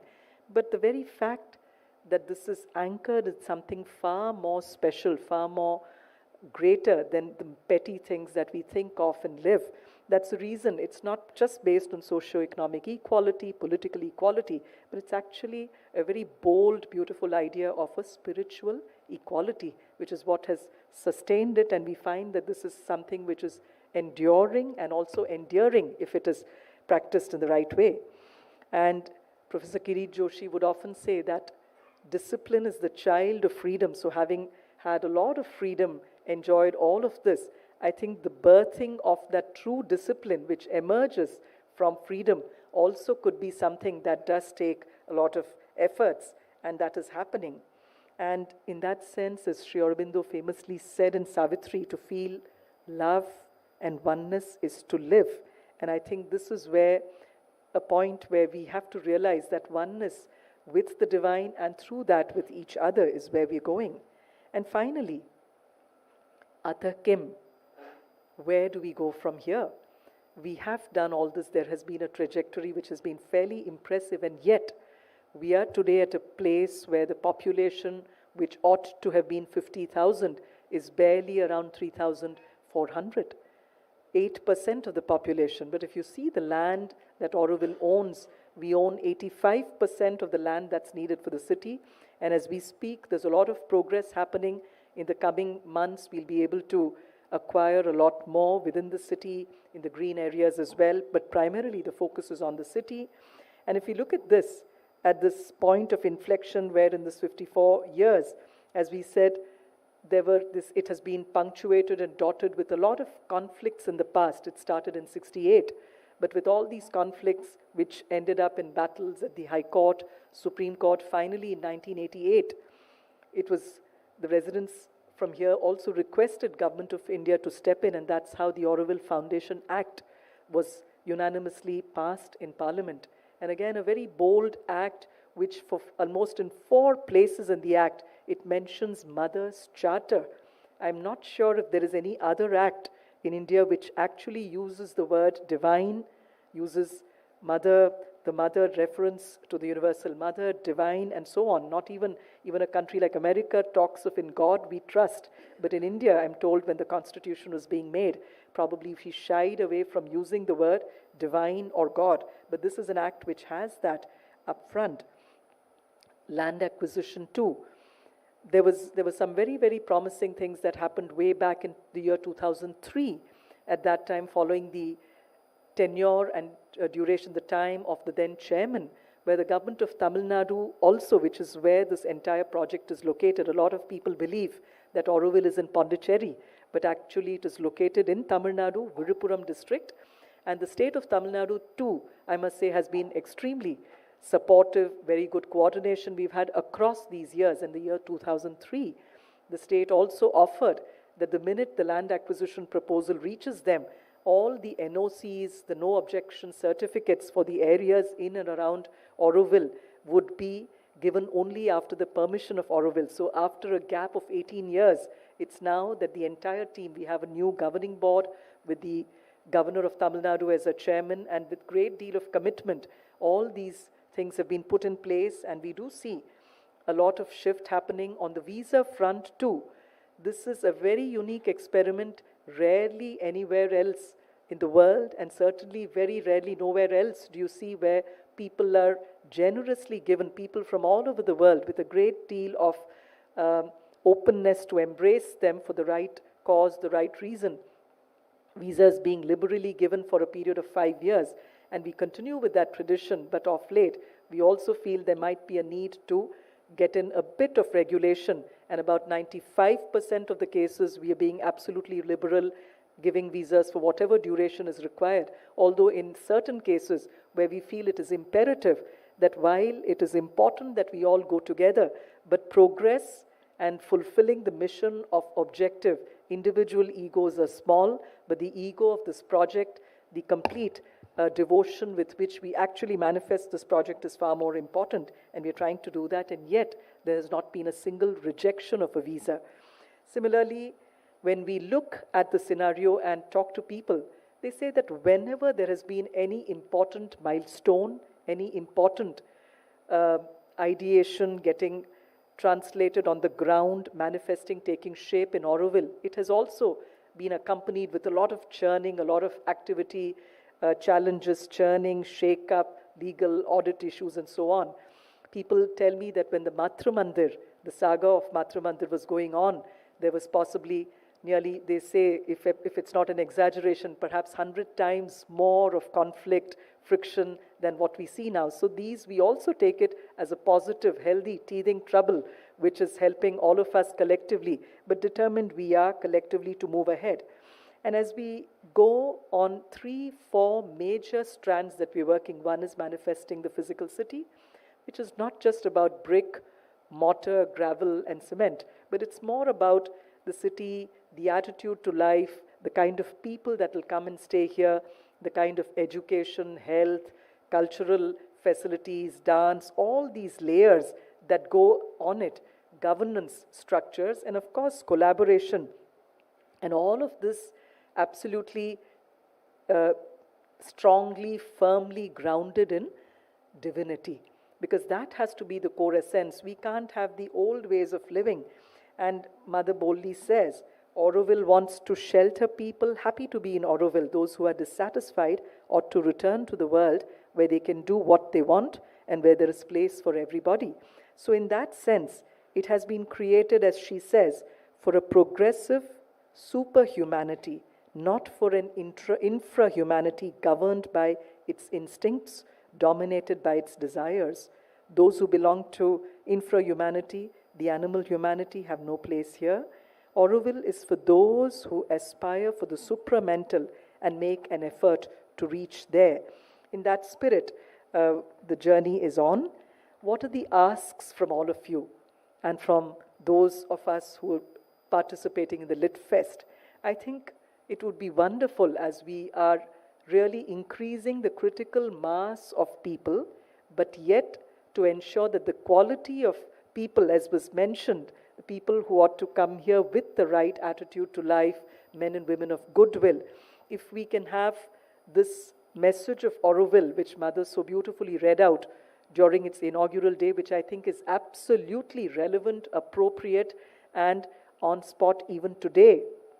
If we can disseminate this far and wide, if we can have more and more people come to Auroville as tourists, as interns, as volunteers, there's a lot of work to be done. Those of you interested, wanting to come there, we would be delighted to welcome you for different projects, works that you can take up. And also, slowly, gradually move on towards becoming newcomers and Auroville residents if there is an appropriate match, if there is a appropriate match on both sides.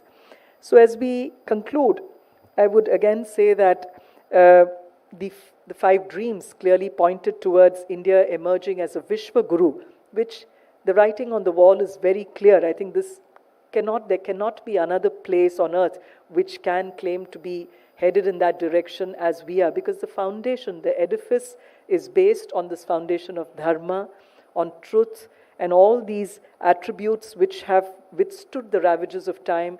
It has been a civilizational nation, as was said. It's not a nation state, but a nation which is anchored in this whole civilizational pride that we have. And in that context, I think the thrust in this 150th birth anniversary of Sri Aurobindo is absolutely palpable, and we feel that we want to reach out to men and women across India, the world, everywhere, across the 200 countries, young and old, and invite all of you to come to Auroville to be a part of this beautiful experiment and see how all of us can take this dream, this vision, this beautiful, bold, beautiful and audacious dream of Mother forward, anchored in truth, courage, compassion and love. Thank you very much. Namaste.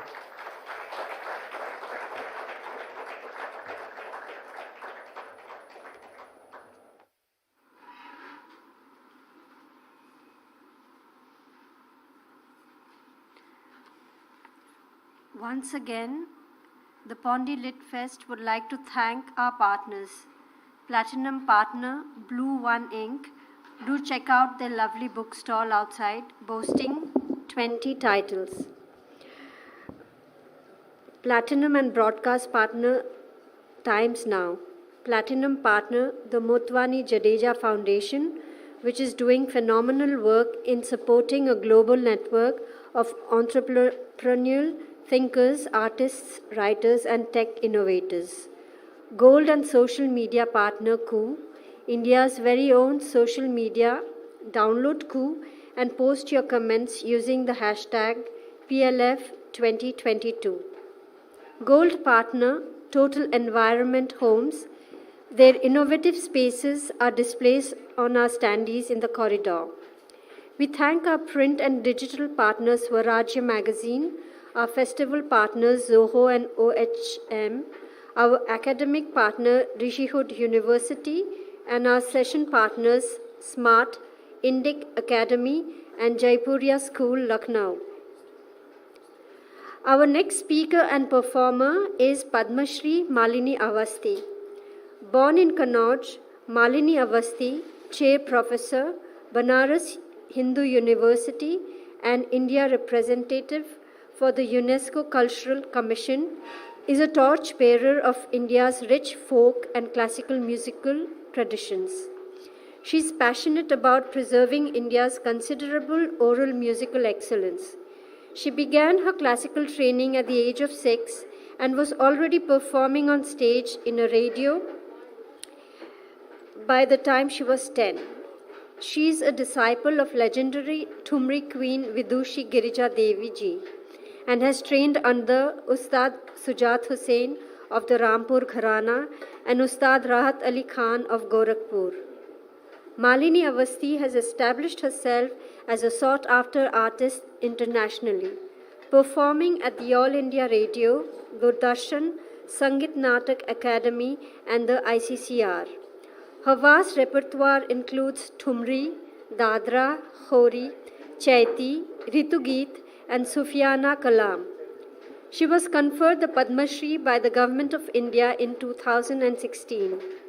Malini Awasthi will now present Songs of Our Freedom, Mukti Gatha.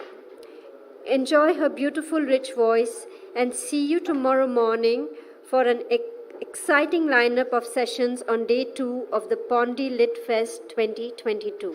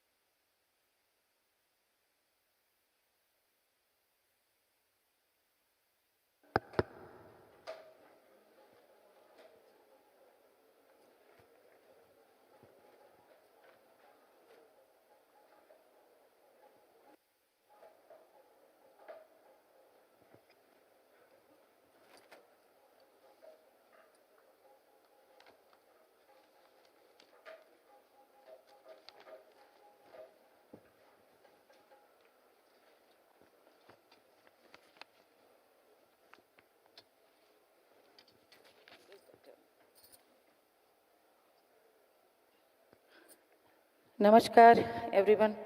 ये volume बढ़ा दें.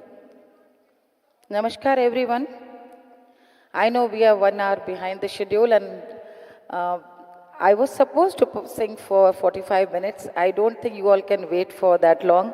I would not torture you that long, but I'll see if I can sum it up.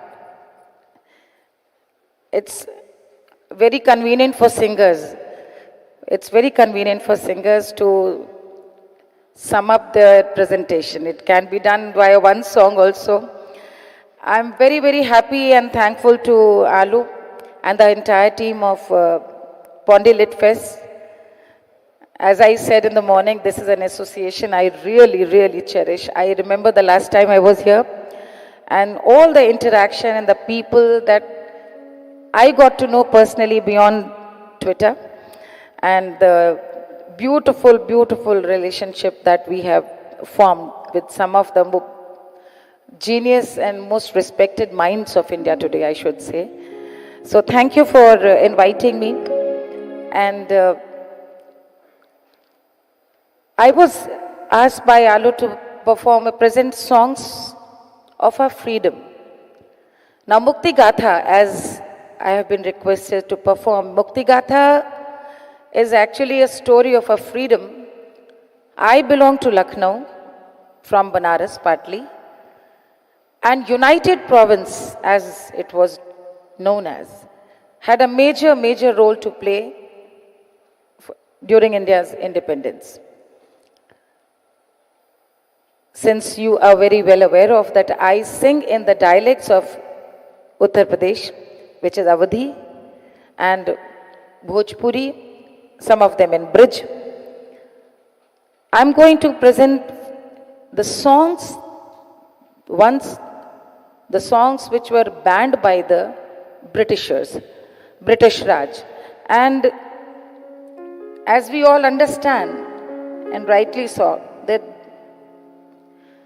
these songs, all songs for long have been the medium to express the deepest emotion of humankind. We have always appreciated the role of our revolutionaries, our leaders, but have always overlooked the role of common man. How did they react? How did they emote what they were going through? And I see these songs as their free voice, their power, their bhakti and shakti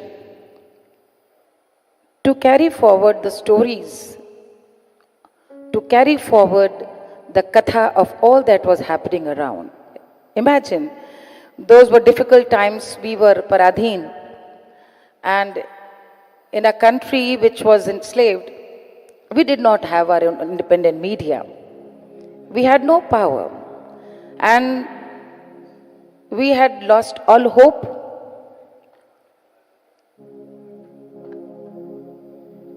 Enslaved for 1,000 years, we lost all hope. So leaders gave us hope, and these songs gave us hope.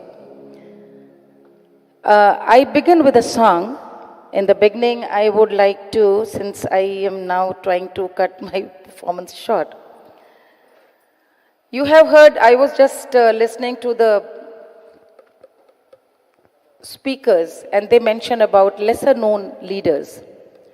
Mangal Pandey, Lakshmi Bai are not lesser known, but their contribution is immense. What they did, what they achieved, was weaved into a song and presented to the younger generation, to the coming generation in forms of ballad songs, which is called Gatha Gayan, the storytelling method, so that it inspires the younger generation to learn that this is what has happened, because they did not have any medium, any other medium to know what was happening all around them. So you have stories of battle, how they were fought, of the major sacrifices that they made. So here I begin with one war song of how Mangal Pandey fought.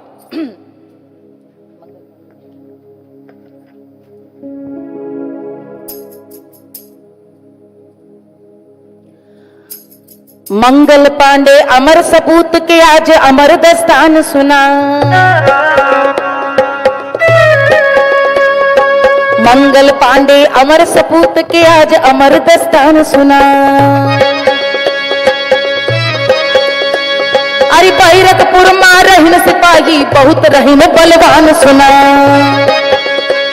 अरे बैरकपुर मां रहीन सिपाही बहुत रहीन बलवान सुना। एक दिन बोलन मंगल पांडे न छोड़ब आपन धर्म सुना। अरे एक हाथ बंदूक लिहन अरे एक लिहन तलवार सुना।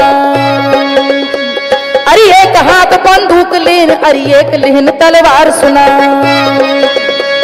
अरे बोल सब सिपाही से अब आवा हमरे साथ सुना। अरे धर्म की रक्षा खातिर हम ता आज केहन प्रस्थान सुना। ए छिड़ी लड़ाई मंगल पांडे हाथ नहीं आवे हाथ सुना। ए छिड़ी लड़ाई मंगल पांडे हाथ नहीं आवे हाथ सुना। अरे वीर बांकुरा देश की खातिर फांसी गए लटकान सुना। ए वीर बांकुरा देश की खातिर फांसी गए लटकान सुना। ए वीर बांकुरा देश की खातिर फांसी गए लटकान सुना। हाय हप हाय हप हाय हप। Now this is Alha,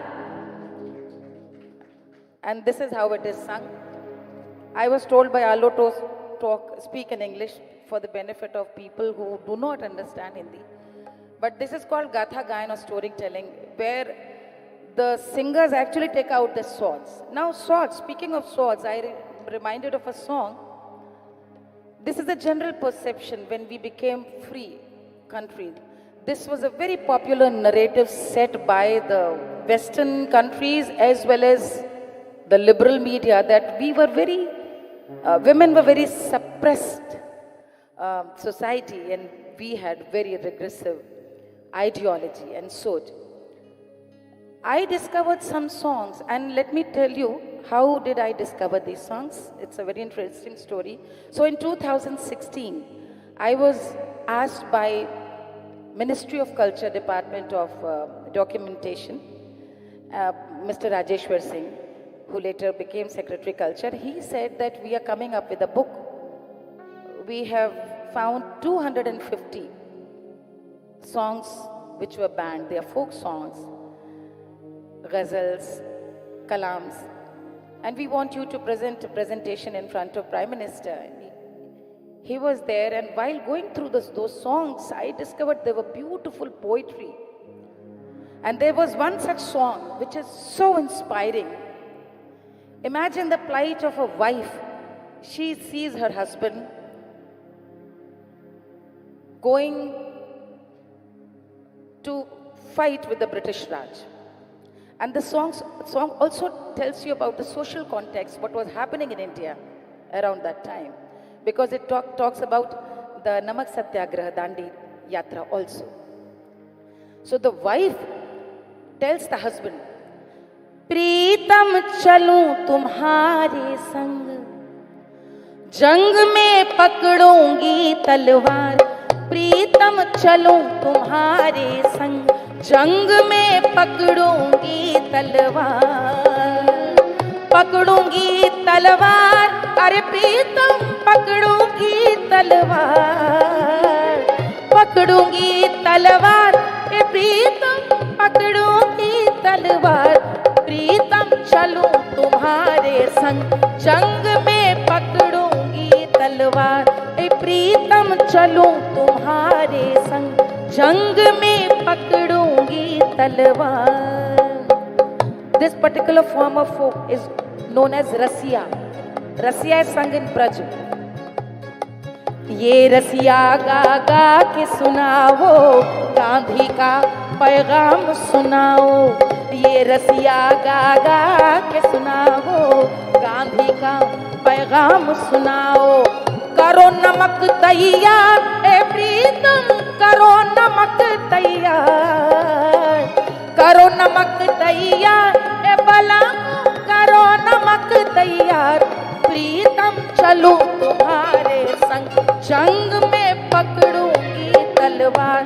प्रीतम चलूं तुम्हारे संग, जंग में पकड़ूंगी तलवार, गोली से मैं नहीं डरूंगी, बिना समय के नहीं मरूंगी।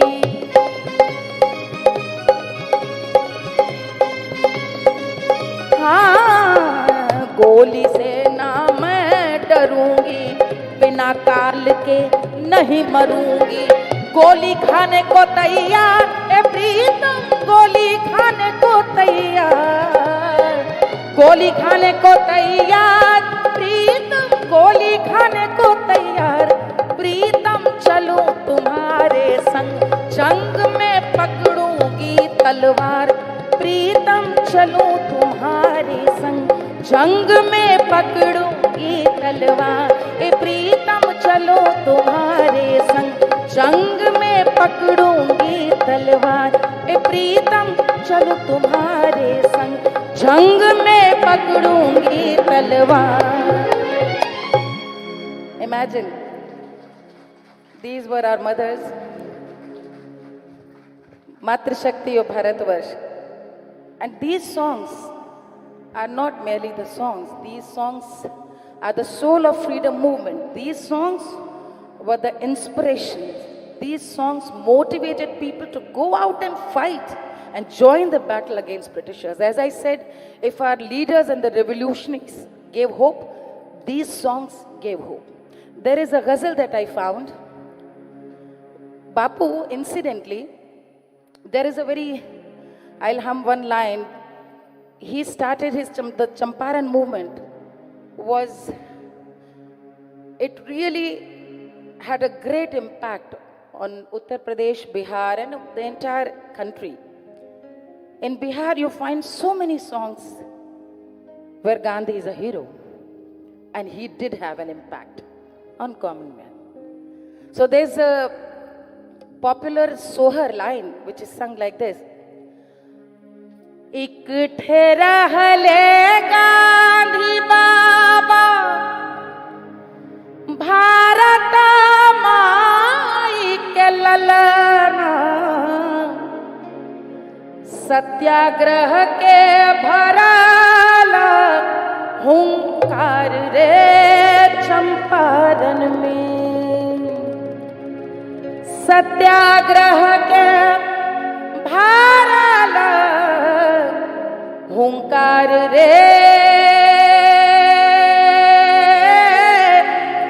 चंपारण में।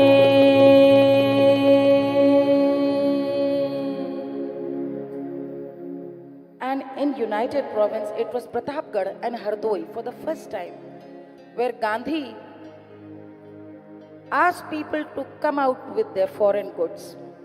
And Videshi Vastron ki Holi was the first time the whole exercise, that movement began in United Province, and the country followed. And people pledged. They said,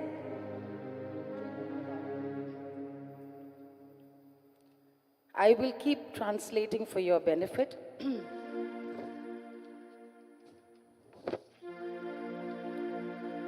जो दिल में दावा है देश का तो,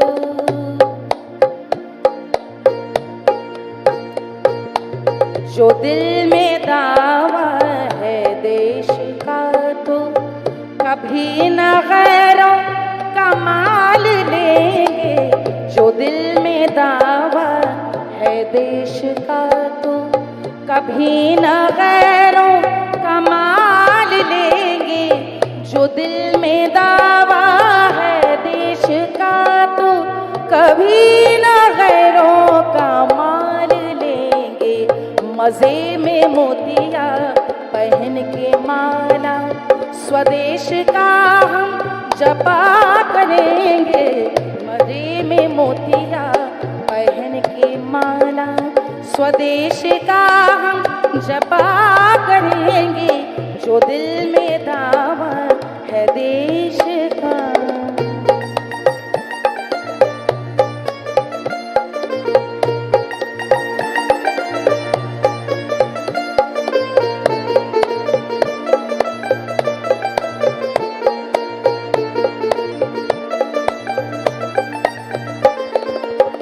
हमारी कारीगरी को चौपट किए हैं पर बस विदेश वाले।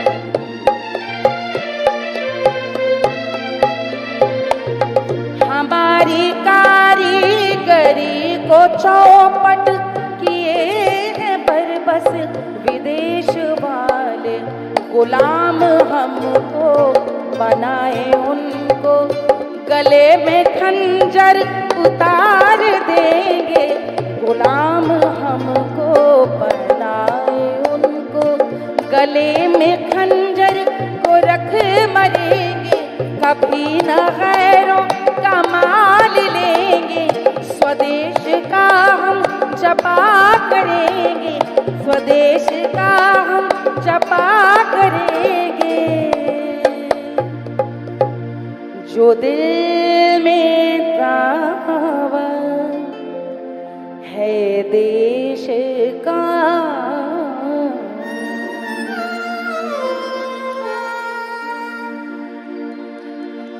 There is a very popular folk song I discovered in Gorakhpur.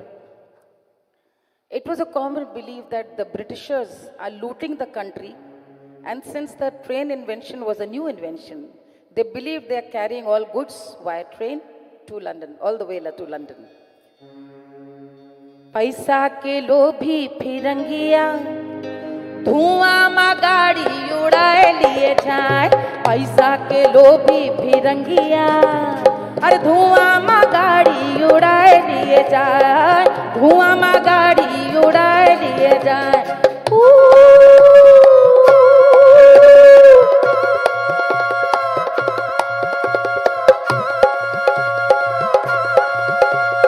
देशवा के पैसा विदेशवा में गईलन, सबके खून पसीनवा गईलन।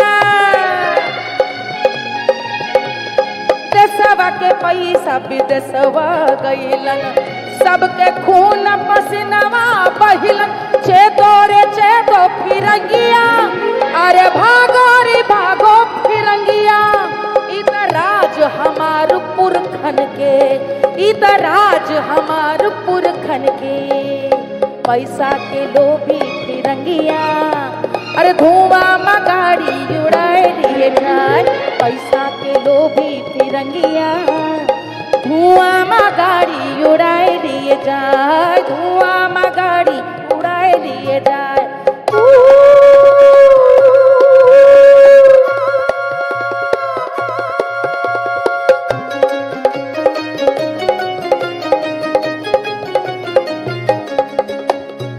Our folk songs, folklores have always celebrated the local heroes.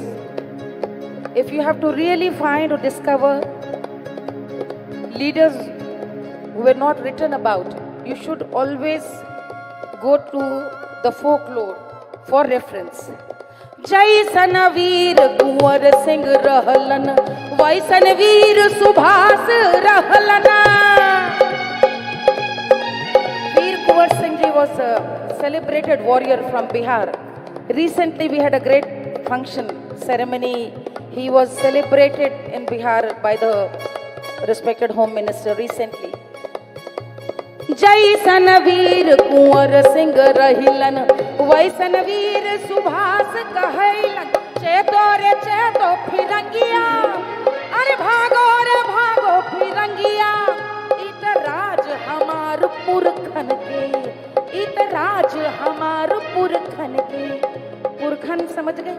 Ancestors हमारा आपको तो पता ही चलेगा।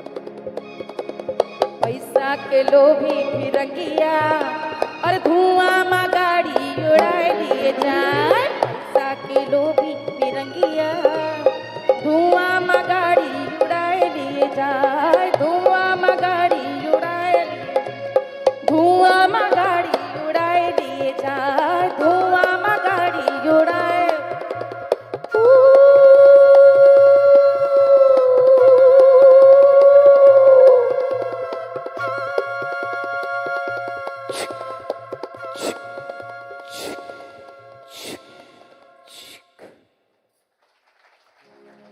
सावन में 15 अगस्त आता है और सावन में झूला लगता है घर घर।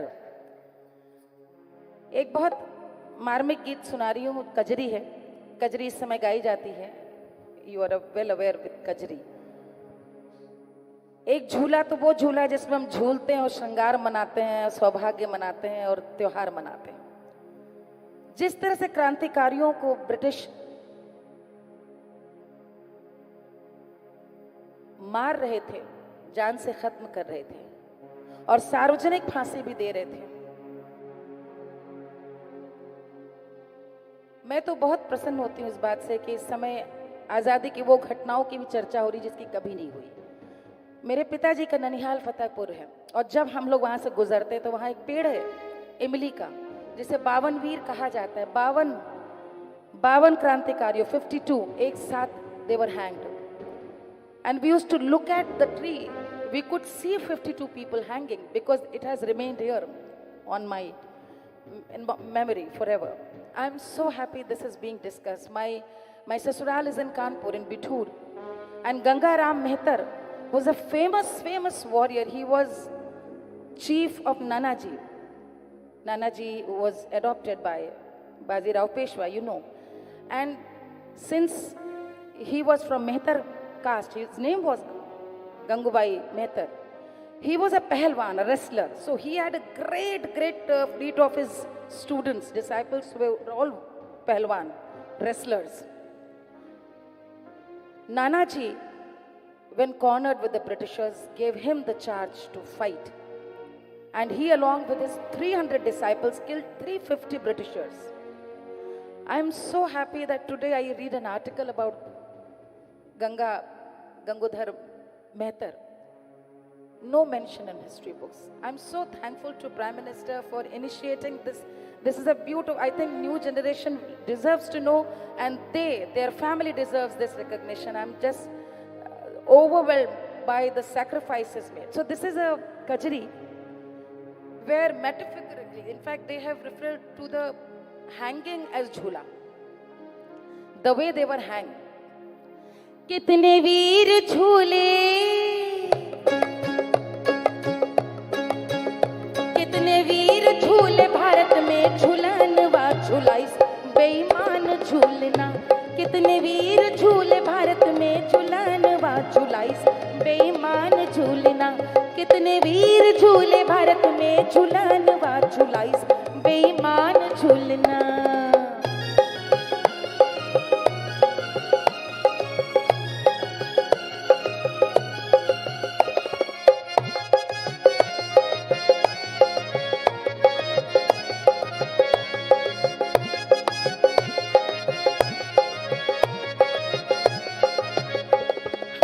तख्त पे झूले माँ के कितने ही लाल, हंसकर तख्त पे झूले माँ के कितने ही लाल। सुखदेव राजगिरु भगत सिंह सरदार, झूला गाँव आजादी के तरानवा झुलाइस बेईमान झूलना। कितने वीर झूले भारत में, झूलनवा झुलाइस बेईमान झूलना। वीर बिस्मिल भी झूले, झूले चंद्रशेखर आजाद, आजाद भी झूले जिगर पे गोली खा। इलाहाबाद हो, इलाहाबाद कंपनी बाग के दरमियान वा झुलाइस बेईमान झूलना। इलाहाबाद कंपनी बाग के दरमियान वा झुलाइस बेईमान झूलना। कितने वीर झूले भारत में, झूलन वा झुलाइस बेईमान झूलना। झुलाइस बेईमान झूलना, झुलाइस बेईमान झूलना, झुलाइस बेईमान झूलना। They made a jhula out of the hangings of our revolutionists. And there is a geography in it, exact description of how Azad was killed, when and where Bismil was hanged. People just had to listen to these songs to get inspired, to be told what was happening. There were no newspaper, no radio. They were just, songs were the main source of communication. To end, I will just perform one Vande Mataram. This Vande Mataram has become very popular now, as Bankim wrote Anand Mat, and this song became viral and so inspirational. In India, we have always sought our motherland as mother. But Bankim's Vande Mataram became such a nara. Everybody wrote numberless, endless, countless songs with Vande Mataram.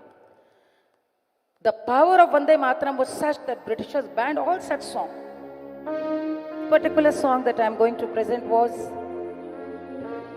written by Shamchand Gupta. He died in Meerut jail. He wrote in 1942.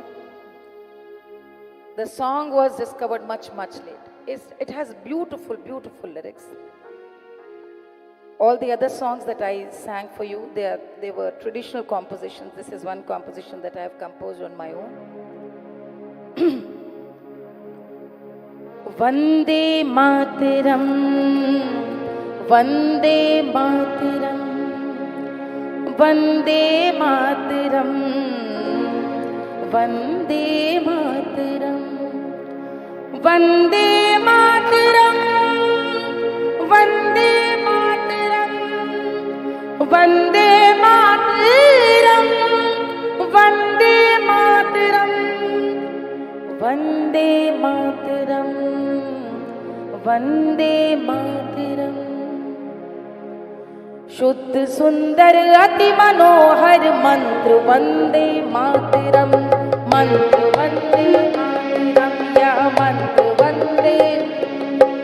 शुद्ध सुंदर अति मनोहर मंत्र वंदे मातरम, यह मंत्र वंदे मातरम, यह मंत्र वंदे। शुभ्र सुंदर अति मनोहर मंत्र वंदे मातरम, यह मंत्र वंदे मातरम।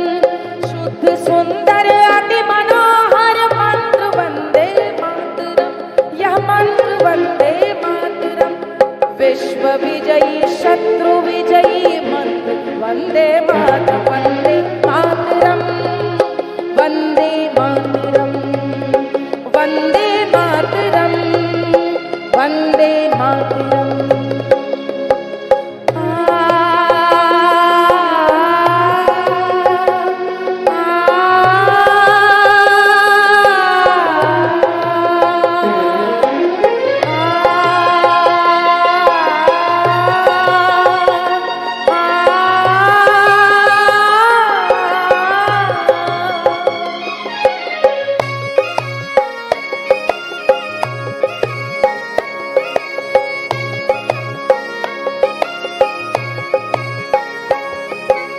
मंत्र यह है, तंत्र यह है, यंत्र वंदे मातरम।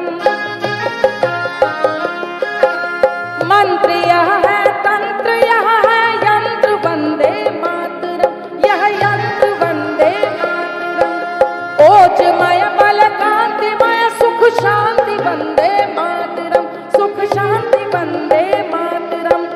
नाड़ियों के रक्त में बहता है वंदे मातरम, वंदे मातरम, वंदे मातरम, वंदे मातरम, वंदे मातरम।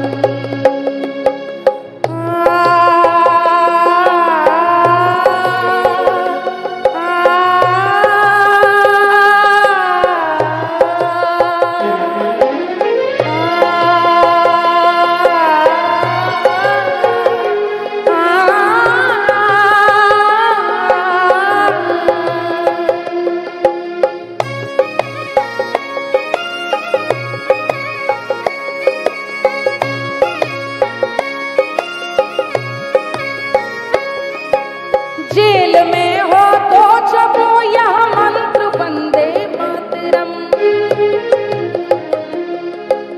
जेल में हो तो जपो यह मंत्र वंदे मातरम।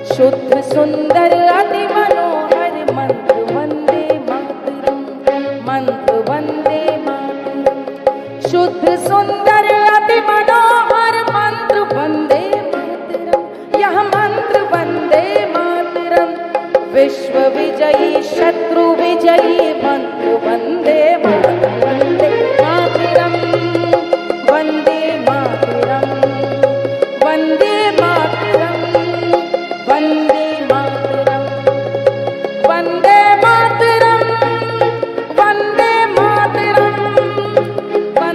मातरम, वंदे मातरम, वंदे मातरम, वंदे मातरम, वंदे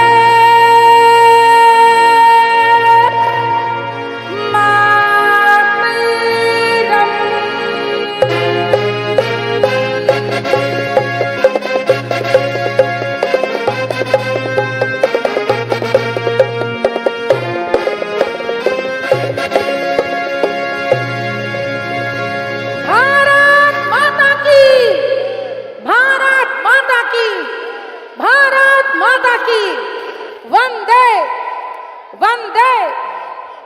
बहुत आभार, धन्यवाद। Please give a big round of applause to Sachin and Amit. They've traveled from Delhi. Thank you so much. Thank you so much. Thank you.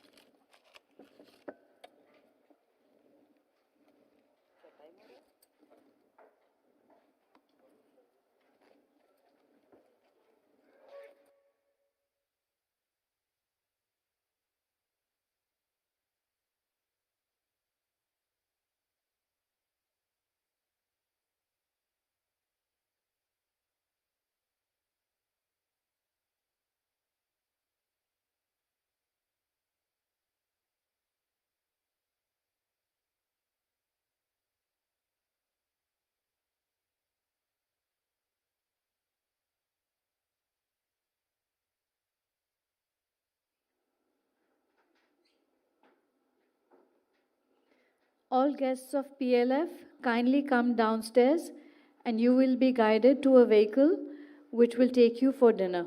Thank you.